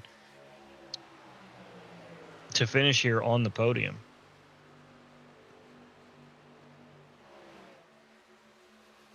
As we got the number 1 of Zachary Smith. He is representing Beagles and Bentleys. He's from Richmond, Virginia. His notes say, I live for competition. He's a competitive racing addict, disc golf slinger, and a Beyblade X battler. He's a full throttle dad with 2 kids and 2 rescue dogs, which I would assume that the 2 rescue dogs would come from the Beagles and Bentleys Foundation, which I'm going to really quick look up a little bit more information on them. Yeah, and while you search there, I do want to point out that Link and Massey have brought that gap down to 2.6 to 2.8 seconds as they switch positions on the track a little bit here as they go flip-flop. They are certainly running down this number 6 as they work. I mean, it's got to be a big help to have the 2 of them working back-to-back, as it looks like Mitchell just behind them got a little squirrely right there in front of Bogner. Bogner able to check up and not run him over. But these 2 right here certainly see that number 6 in the distance with just 17 laps to go, and can see and taste that victory that they're chasing after right there, as Chavez is just praying that he can keep this gap at this 2.7 second gap that it is. And for Chavis, it's just hitting those marks, hitting those spots, running the truck to its best capability without overdriving it, and try to hope that one of these 2 back here make a mistake enough that you can't be run down. So I did find some information about Beagles and Bentleys. Beagles and Bentleys is dedicated to helping dogs in need find loving homes. We primarily rescue dogs in Virginia and surrounding states and are 100% volunteer based. We do not currently have a facility and rely on foster homes to help us take in dogs in need and place them in wonderful adoptive homes. Beagles and Bentleys is a 501 nonprofit and was established in Richmond, Virginia in July 2021 to pair deserving dogs with loving families, to help educate dog owners, and to help provide medical support to dogs in need. The name Beagles and Bentleys was inspired by Jessie, a dog rescued by the rescue's executive director. She is part Beagle and part Australian cattle dog. A Bentley is the white mark on this breed's forehead, and she has inspired us to save all breeds from Beagles and Bentleys. Yeah, just a moment ago, Ray Massey found his way around Jacob Link, and it seems like that they find a way to make up time by using, again, that slingshot method to sling past one truck, and then the other pulls up and creates that draft and forces them forward, and they slingshot back around, but it's not making up a ton of time, as it's just only made up about 0.3 of a second over that lap there. And still just trying to find a way to reel in that 6. It seems like every time they start to reel him in, they just gets a 10th back. So they knock off 0.2. He gets about a 10th to a 10.5 back. This time into turns 3 and 4, it seems to be where they make up their most time. So it went from 2.4 seconds down to 2.1 seconds through that one corner. So with 13 laps to go, time is certainly running out of the hourglass, but it's certainly not over by any means. As this time through 1 and 2, they make up a little bit more ground. So now as they start to get within that 2-second range, they're finding a little bit more and a little bit more of time. So Chavis is certainly not skating away with this one anytime soon. Is about to be 12 to go here as this gap's starting to shrink tremendously. 0.7 of a second over the course of that last 2 laps. So they could be maybe within striking distance in about 3 to 4 laps if it keeps moving in this direction. Yeah, if these guys stay hooked up together, they're absolutely going to catch Chavis, and we could be in store for a dramatic finish here at Michigan. Absolutely. I mean, it's one thing to catch somebody. It's another to pass them, especially when it's going to be for the race win. And, I mean, if they catch him in enough time, I mean, neither one of these 3 trucks could be walking away the winner if all you know what breaks out. I do know it's when it hits the fan as well. So, yeah. When it hits the fan and when it all breaks out, that's when things tend to go crazy. This time, these last 2 laps, that gap hasn't shrunk a ton, so maybe Chavis found a little bit of something to hold it off just a bit. But every time I seem to make a statement of that gap not shrinking, it starts to shrink. So, really quick, I want to talk about Pete Polini. He was out in lap 1. I don't know if it was due to a incident or a network connection or what happened, but he is representing UP Cancer Care, and their mission is to educate, engage, and empower those infected by young adult cancer.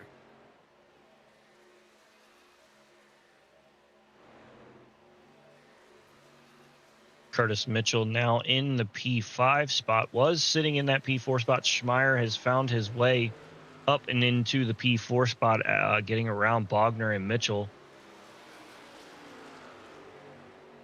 As those guys certainly not going to have the time to run them down, would need some help from an outside force to, bring everybody together. But with the way that they are spread out, I don't see that being a thing.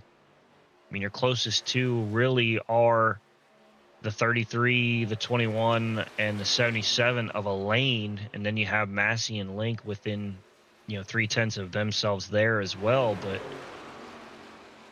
these guys, these 4 trucks here, kind of within the same distance that Massey and Link are to each other, but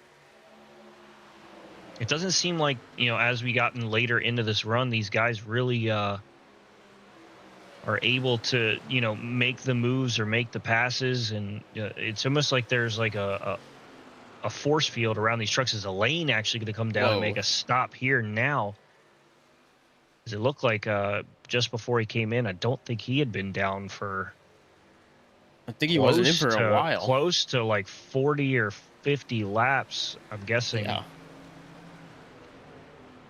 51 laps. He came down 51 laps ago. So, yeah, it had been a while since he had made his stop.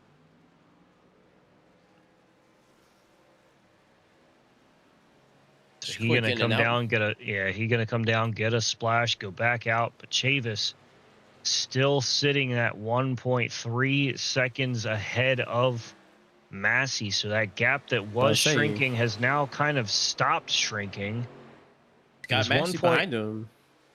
Yeah, I mean, it dropped from 2.4 seconds to 1.3 in just a matter of 2 or 3 laps. But now it's starting to pick up just a touch. But it seems like just as they get to a point where they start catching, it kind of plateaus for a few laps. And with that happening, these guys might not have the time to catch him, as it goes almost back to a 1.3 second gap. I'll have to see how Chavis can manage, the trucks right there in front of him, and see how that, may affect the drive of this truck. Is now Massey gets a little bit closer, 1.2, 1.1 seconds. So kind of flirting with that line of gain. As Chavis has to stay to the outside, as there's a truck to his inside. That's going to allow this to be under a 1 second lead here now. So things starting to get close. Ray Massey trying to get to that race lead to have a shot to defend his back-to-back streak with just 5 laps to go. Flagman throwing his hands up says, you can see me. May not be able to see John Cena, but you can see me. Hold up that 5 as we get right. Oh, I thought Massey had an issue the way he dove to the inside, but trying to pull a toe off the back of that 40 machine right there to his inside. We're almost down to a half-second lead, so almost 5/10 in a lap. I think right there was a show of how that dirty air may work, because it looked like Massey went way up high. As if he's going to have a chance, he's going to have to get around this 40 relatively quickly, because that outside line does not seem to be a fast line. You see there, drops down to 0.9 of a second, as we see here, Jonathan Leach. Yeah, really quick, just really fast. So Jonathan Leach, he's racing right now for Liam Erbig, who's usually racing in this number 38. They're representing the American Heart Association. So this is Liam notes. This is just Jonathan filling in. But Liam's notes say, longtime oval racer on iRacing and SRM veteran. Grew up outside of the Twin Cities in Minneapolis and live just outside of Minneapolis now. Or Minnesota, sorry. I'm racing for the American Heart Association. My niece was born with a congenital heart defect and unfortunately passed before her 2nd birthday. I'll be racing with her on the hood of my truck. As now back to that race lead, we're down to 0.3 of a second there. Just ahead of Ray Massey, as Massey's trying to find every little thing that he could possibly find to get to that number 6. As we come over, popsicle sticks are up in the air. 2 laps to go here from Michigan for the Great Lakes Sim 240. As these guys have raced cleanly for 118 laps, do we see any aggression as Ray Massey down to that inside line? A little bobble that may just be enough to keep that 6 at arm's reach. Big toe down the backstretch, down to 0.25 seconds. He's now certainly within striking distance. It's going to be an interesting final lap as the 2 trucks of Chavis and Massey out of turn 4 are going to go down to 1 lap to go, 0.2 of a second. What does Massey have to do to get by the 6? The 6 wiggles. Is the 6? The 6 is out of gas. Oh, no. Oh, No my way. goodness. No way. What did I tell you guys earlier? I told you that it comes down to Massey. tires. Massey down I the can't believe it. backstretch. Massey has gone back to back down the backstretch for the final time into turns 3 and 4. Massey gonna pilot this machine for the 3rd straight time as he comes off turn 4. Ray Massey going to win here at Michigan to go back to back to back. The three-peat has been done. Ray Massey is your race winner for the Great Lakes Sim 240. And you know, Ray Massey isn't in victory lane tonight because of luck. I mean, it's a little bit there with the running out of fuel, but certainly shows the skill he has. It was earned. It was strategic, planned, and well executed. In iRacing, it's never just about speed. It's consistency, tire management, knowing when to push and when not to. But remember this, you're in a race too. Every single day is another lap. And just like racing, it takes discipline, experience, and strategy to move forward. That's where Vibrance Media comes in. They've built tools designed to help you grow, improve, and thrive in your own journey, your own race. If you want to learn more, visit vibrance.community or connect with Phil Ransom. As Ray Massey going to burn this truck down to the ground, probably throwing the number 3 out the window right now. He might be throwing out the number 4 because in his notes, he does say that he's possibly the only driver with 4 grandkids. So there's that experience right there. Gonna pop that number 23 right there in the Mobile One victory lane. the 23 walking and rolling costumes. And I just, Ray Massey is the general of this racing series so far. Again, 3 for 4, and certainly was in the chance for a race win in the first race that we ran 4 months ago in January, 3 months ago, I think. My math is terrible. I guess you could say 4 because we're in the 4th month. But what an absolute amazing finish. And I believe we're going to have Ray Massey up here in just a second. Hey, Ray Massey, it's Jordan up in the booth. You got a copy? I got you. Hey, man. I mean, you were on one. You were certainly en route to try and catch Chavis there at the end, but then you see his truck dive to the inside there. You see, you know, the opening, the seas parting. You just go right through and find yourself in victory lane for the 3rd straight time. Yeah, I wasn't sure how it was going to work out with Dylan out there. He had really good pace, and I thought he's got to be saving fuel somehow. But yeah, he 1 lap short. I didn't know if I was going to catch him or not. And racing Jacob, I was trying to save fuel a little bit there too, and still get by him. So there's a lot of chess match going on out there. Absolutely, certainly was a chess. Wow, I can't speak. Chess match.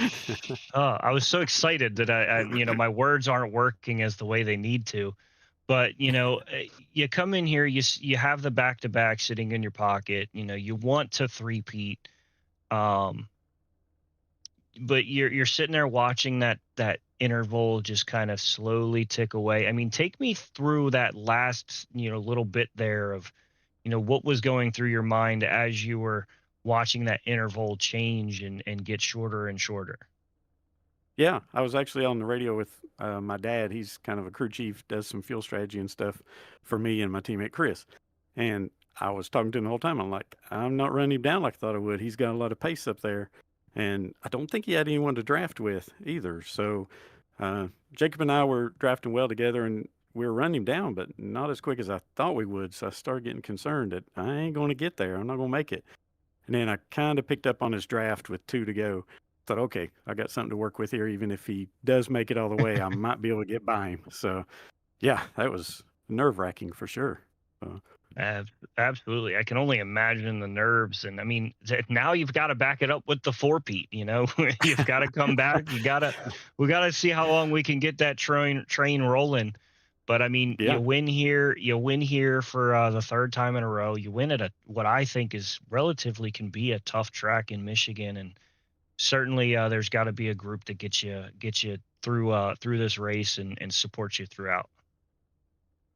Yeah, my teammate Chris, he did a great job tonight as well. I think he got him a top 10. And yeah, Dad does a lot of help on the pit box to, you know, keep me abreast on tire wear.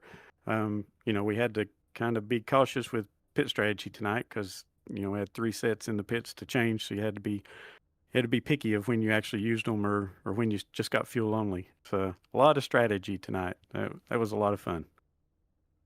Absolutely. And I believe Curtis may be within reach that we can maybe figure out what you got your foundation for tonight. I did not see that in the notes, but I there he gotcha. is. Man, Ray, you suck, dude. What the heck? See, Curtis, the whole time I thought you were just playing with us out there. You could take the lead whenever you wanted. Oh man, I overshot my box. We'll talk about that later. But Ray, $168 to walk in and roll in costumes. I mean, you are just adding to right. that total here. All right. We had 25, 26 guys here for the race. So nicely done, man. That's so awesome to go to such a good cause like that. Yeah, we're actually building a costume, Chris and I, for a local child here in Northeast Tennessee. So that money's directly being used that we're building a Mustang costume for him. That's awesome. So Oh, it's yeah. going to be amazing. It's going to be See, now amazing when it's done. I'm excited. That's right up my alley. I can't wait to see that one. Honestly, let's go. But I Oh, want to I'll thank you definitely for post your some pictures in Discord for you guys. absolutely. I will definitely be looking for that, and I appreciate you taking your time to have a conversation with you, and look forward to seeing if you could go for that 4-peat, man. All right, wish me luck.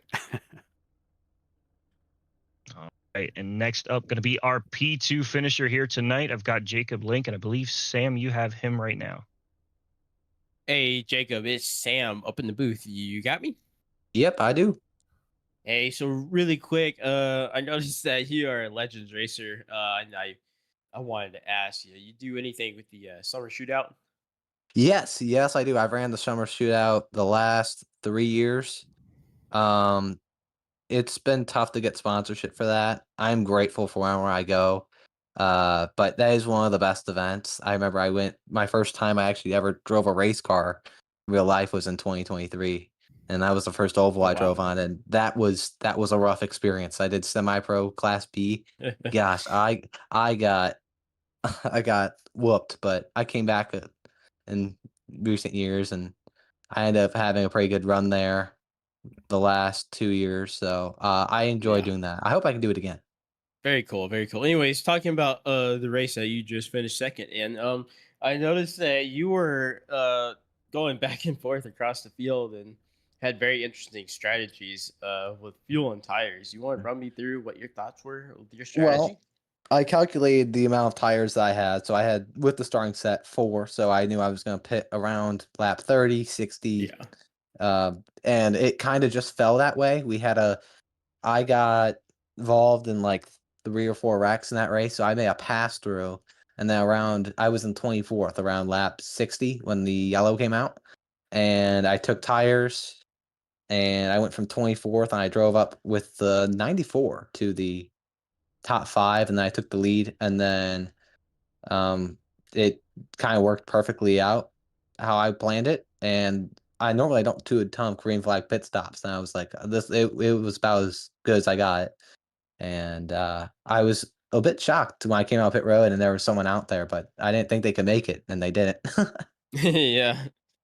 Just seemed to run out of fuel there at the very last lap. But yeah, as far as like their uh, the driving aspect of it, like making moves and drafting, how did it feel on this track? Because we were trying to guess, so I guess now is the best time to ask how it feel. Loose, tight. Um, it it felt tight if you ran the low side. I was trying to draft off, so I got loose on the bottom, and Nasty took advantage by going around the high side, and I tried to follow him, and I just kept getting loose, and I didn't want to run the high side because he could run the low side well enough to pull a distance on me where the runs off the high side wouldn't get me closer to him.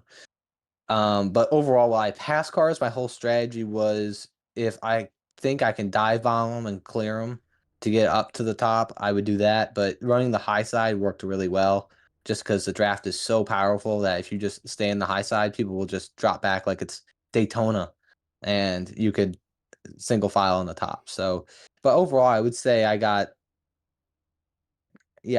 tight off the corners, and then it would be like a snapback loose. So I had to manage my throttle to avoid falling off more. But yeah, that's about it. Very interesting. Yeah. Anyways, Yeah. Joe, Jordan, you guys got anything for Jacob? No, just a great run there for you, man. You worked with Massey there towards the end. You guys kind of flip flop back and forth for a little bit. Then you got in sync, and looked like you were just going to be okay with your P3. A good run, and you find yourself in P2. What a great run there for you, man. Yeah, thanks. I'm a little disappointed. I'll be kicking myself for this one, but I'm glad I didn't spin out or nothing stupid happened at the end. It's just second stinks, but I'll be back next month. Absolutely. Look for you to be here next month. Before you go, I'm not sure if you shouted out who you needed to, and I also know that Curtis has a little bit for you as well. Yep. I Go for it, Jacob. You go first. Oh, I wanted to shout out the Eric Jones Foundation. They actually got me the fire suit I have right now. I won a charity fire suit through their foundation, and they support cancer research and developmental reading in kids. And I absolutely admire their company. More just beyond the fire suit. When I read up about their company, really wanted to learn their foundation. I wanted to re up more on that. So I'm grateful for them, and that's really it. Well, after getting all the calculations put together, we're looking at $112 to Eric Jones Foundation from that finish. So we'll add that to the list. But that's really cool. I've connected with a guy who helps run the foundation, and it's awesome. I'd love to get Eric in here one day. I don't know if that's possible, but we'll see. We'll see what happens. But for right now, Jacob, good P2, and it's been fun having you, man. We'll see you next month. Thank you guys for having me. I had fun. It was a roller coaster, but it turned out all right. Thank you. All right, and that was our P2 finisher in Jacob Link. And last and certainly not least in our podium finisher is going to be Jeff Schmeier. And Joe, I believe you have him now. Jeff Schmeier, this is Front Row Joe up in the booth. How's it going, buddy? I'm doing good. How are you? Good. So congratulations on the third place finish. Looked like there up until the final lap you were going to finish in fourth. Unfortunately for Chavis, he ran out of fuel and gave you the podium. So walk me through kind of what your emotions and strategy were for the last few laps there as you tried to make a push. I didn't have much strategy. We had to, top off our fuel just to make sure that we got it to the end. So it was really just get as far as you can on that second to last stint, and just hope that it gets to the end. Yeah, tires and fuel management on any racetrack is important. However, on these longer drafting type tracks, it definitely plays a big factor. But another question I have for you is what how did the track conditions kind of affect how you were able to drive and navigate this truck, especially in traffic? Oh, it was pretty tough in traffic. That truck would get loose if you're around a lot of other trucks. I know I went down low a couple times and almost took out half the field, but once we spread out, it started looking good. I was able to start picking some drivers off now that we could get a little bit of clean air, and I can get the truck to go where I wanted to. Yeah, well, you guys definitely had a difficult track to run. The slick track conditions, especially as it starts to rubber up, in the center of the corners, definitely makes it a little bit more difficult. So you guys did a great job in navigating and working through that, and you were able to come away with a third place finish tonight. So congratulations on that. And I do believe Curtis might have some information for you. Yes, sir. Looking at the payout list, we're looking at $103 heading to End Alzheimer's Motorsports for your P3. I know we've gotten a couple donations to them in the past, so I'm sure Bill will be very happy to see that, and just awesome to see you up here in the front again. It's been an honor to have you here, man. Thank you very much, and thanks to Bill for letting me race for him. All right, that was your P3 finisher, and we'll bring up our Hard Charger Award here, as that's going to be Wesley Riddle, and I believe Curtis, you have some information for him. Yeah. Well, Wesley, first off, you got me? You hear me? Right? We're good. I do. Yeah. Can you hear me? Yes, sir. Dude, I mean, last minute entry, and you showed us up here. I mean, top 5. You had some speed. I know fuel strategy was funky for everybody, so that just made things kind of weird. But hey, you with where you started and finished, you did get that Hard Charger Award, thanks to Lisbon Creek Systems. So that will be a $50 bonus to the Ryan Blaney Family Foundation. Oh, that's awesome. For your performance tonight. Do you want to thank anybody or shout anybody out here before? Yeah. Before we let you I go? guess sure. Yeah. First shout out I give to Stephen Ray. He was the one that introduced me here to the league. Just to be able to get into an event such as this and be surrounded with just some incredible drivers and some incredible people. It seems like everybody really gets along. And first race out, I really enjoyed just being able to compete and just be in a field with a lot of people that are doing it for a good cause. So I appreciate that. And yeah, it was fun. It was entertaining, but Well, It was a good time. I did lie to you accidentally. Because you finished P5, you did get part of the charity payout. So you also got an additional $84 headed over to the Ryan Oh wow. Blaney Family Foundation. So that'll be $134 that you earned on your debut with the Charity Cup Series that I'll be Wow. sending over to the Ryan Blaney Family Foundation. So that's awesome, man. I'm happy for you. Well, thank you. Yeah, it's a pleasure to be with you guys. I really enjoyed just being here and being a part of something as special as this. So Absolutely. it's a fun time. I definitely want to come back. Thanks, man. Appreciate it. You have a good night. Awesome. You guys too. Thank you so much.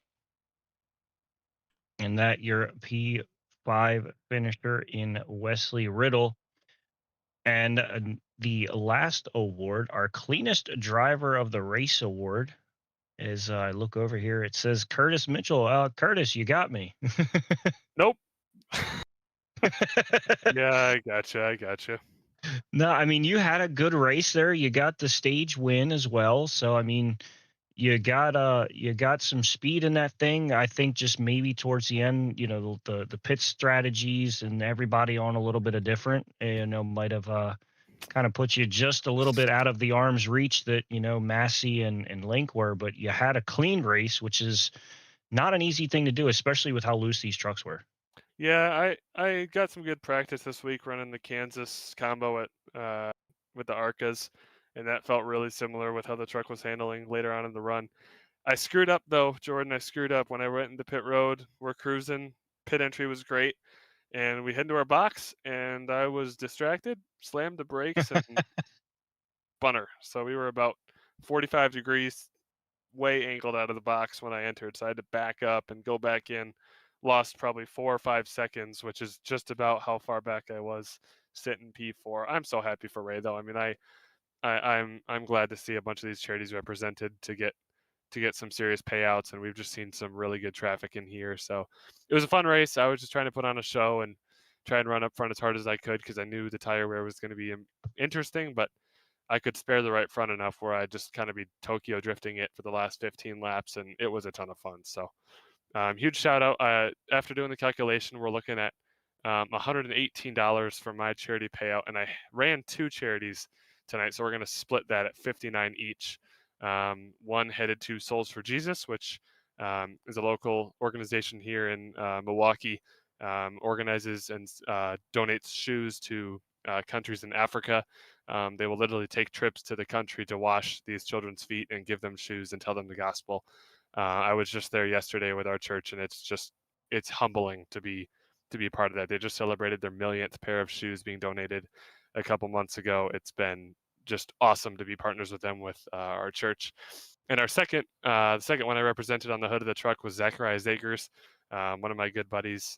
Zachariah, they started an organization to give children with special needs the opportunity just to explore nature and do activities and meet new friends and explore the world in a way that they often can't in society. And so I went to school growing up with Raya, and his dad has just done an incredible job putting the organization together.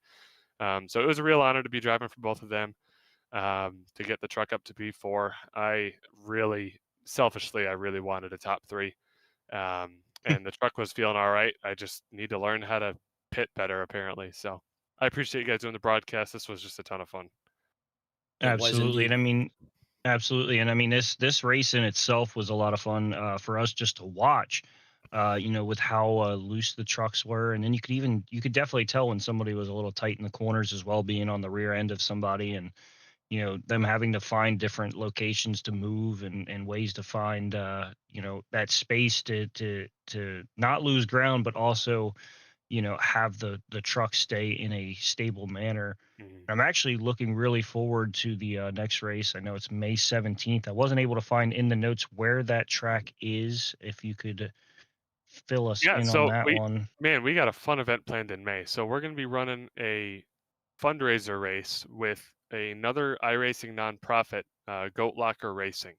So I don't know if you're familiar with them. They are an organization been around for a couple of years. Really, really solid group. So we're going to be running a all-star race at Nashville. So Sim Racing Media is going to cover the Charity Cup portion of the heat races. So we're going to have a bunch of guys enter. We're going to do a couple qualifying and heat races to determine 20 drivers that we're going to send over to the feature to compete against the best 20 from Goat Locker. And we're going to see which nonprofit can come out on top. It's going to be an absolute blast. That'll be May 17th, I believe. We'll be doing that right after the All-Star race at Dover for real life NASCAR. They're running in the afternoon. And I am looking forward to it, man. It's going to be a ton of fun. Yeah, I'll be foot to the floor trying to get back here and hopefully, possibly, more than likely not make it back in the booth, but I hope to make it back for that, as I will be in the stands in Dover. Oh, You never know how crazy it's going to be getting out of there. That's always the biggest problem. But Mm-hmm. want to thank you, Curtis, for allowing us to be here and broadcast this and bring this to everybody on the interwebs.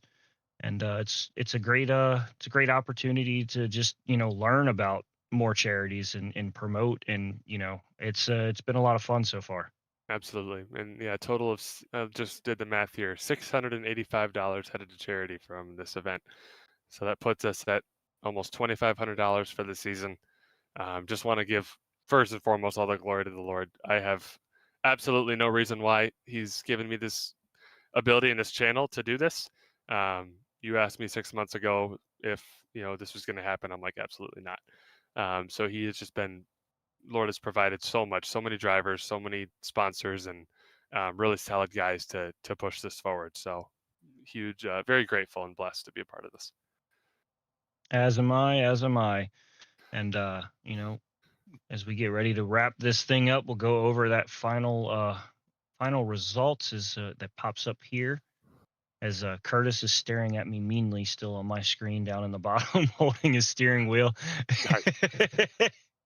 As Ray Massey is going to come away your three-peat winner here. Jacob Link going to be in the P number 2 spot, with Jeff Schmeier rounding out that podium. Curtis Mitchell going to finish in P4 with Wesley Riddle in P5. Brian Bogner and Chris Rue going to be in 6th and 7th, with Christopher Pendle and Stephen Ray in P8 and 9. Brenton Barker going to be the final in the top 10, with Dustin Logston going to finish in 11th. Scott Martin and Jacob Davis going to finish P12 and 13. Dylan Chavis, after running out of fuel, going to finish in P number 14. And Adam Thompson going to finish in P15. TJ Elaine and Patrick Craven going to be in 16th and 17th, with Patrick Wilkinson and Kyle Bosch in 18th and 19th. Mitchell Dolan and Darnell Sabola going to be in 20th and 21st. Jonathan Leach going to finish 22nd, with Tim Ruark and Zachary Smith finishing 23rd and 24th. And then Pete Polini going to finish at the end of this field, only taking the first lap, with Mitchell Newton not taking any lap and doesn't even seem to have gridded here. So that's going to be the 26 car field to finish here tonight. And boys, you got anything left for before we head out? I just want to say, Curtis, thank you for letting me come back for the second event. It was really fun to be able to do this. It's always is. Hopefully I get to do the one in May. Absolutely. Thanks for being here, man. Yeah, Jordan, if you would have told me when the race started that the leader was going to run out of fuel on the final lap, I would have told you were crazy. But you can't draw it up any differently than how it happened.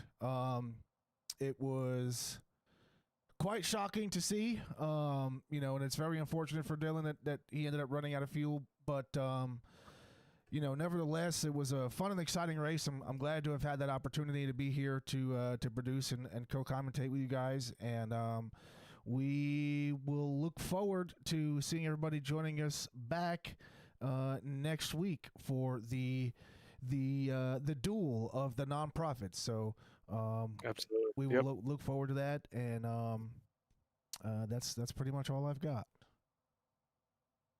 Yeah, and just to go back on that, it would be May 17th for that duel of the broadcasts, or duel of the leagues, I should say. So May 17th at Nashville, going to be an awesome all-star event, and I look forward to it. But with all of that said, as we get ready to sign off here, as you walk the streets of life, please do not play in traffic. Thank you.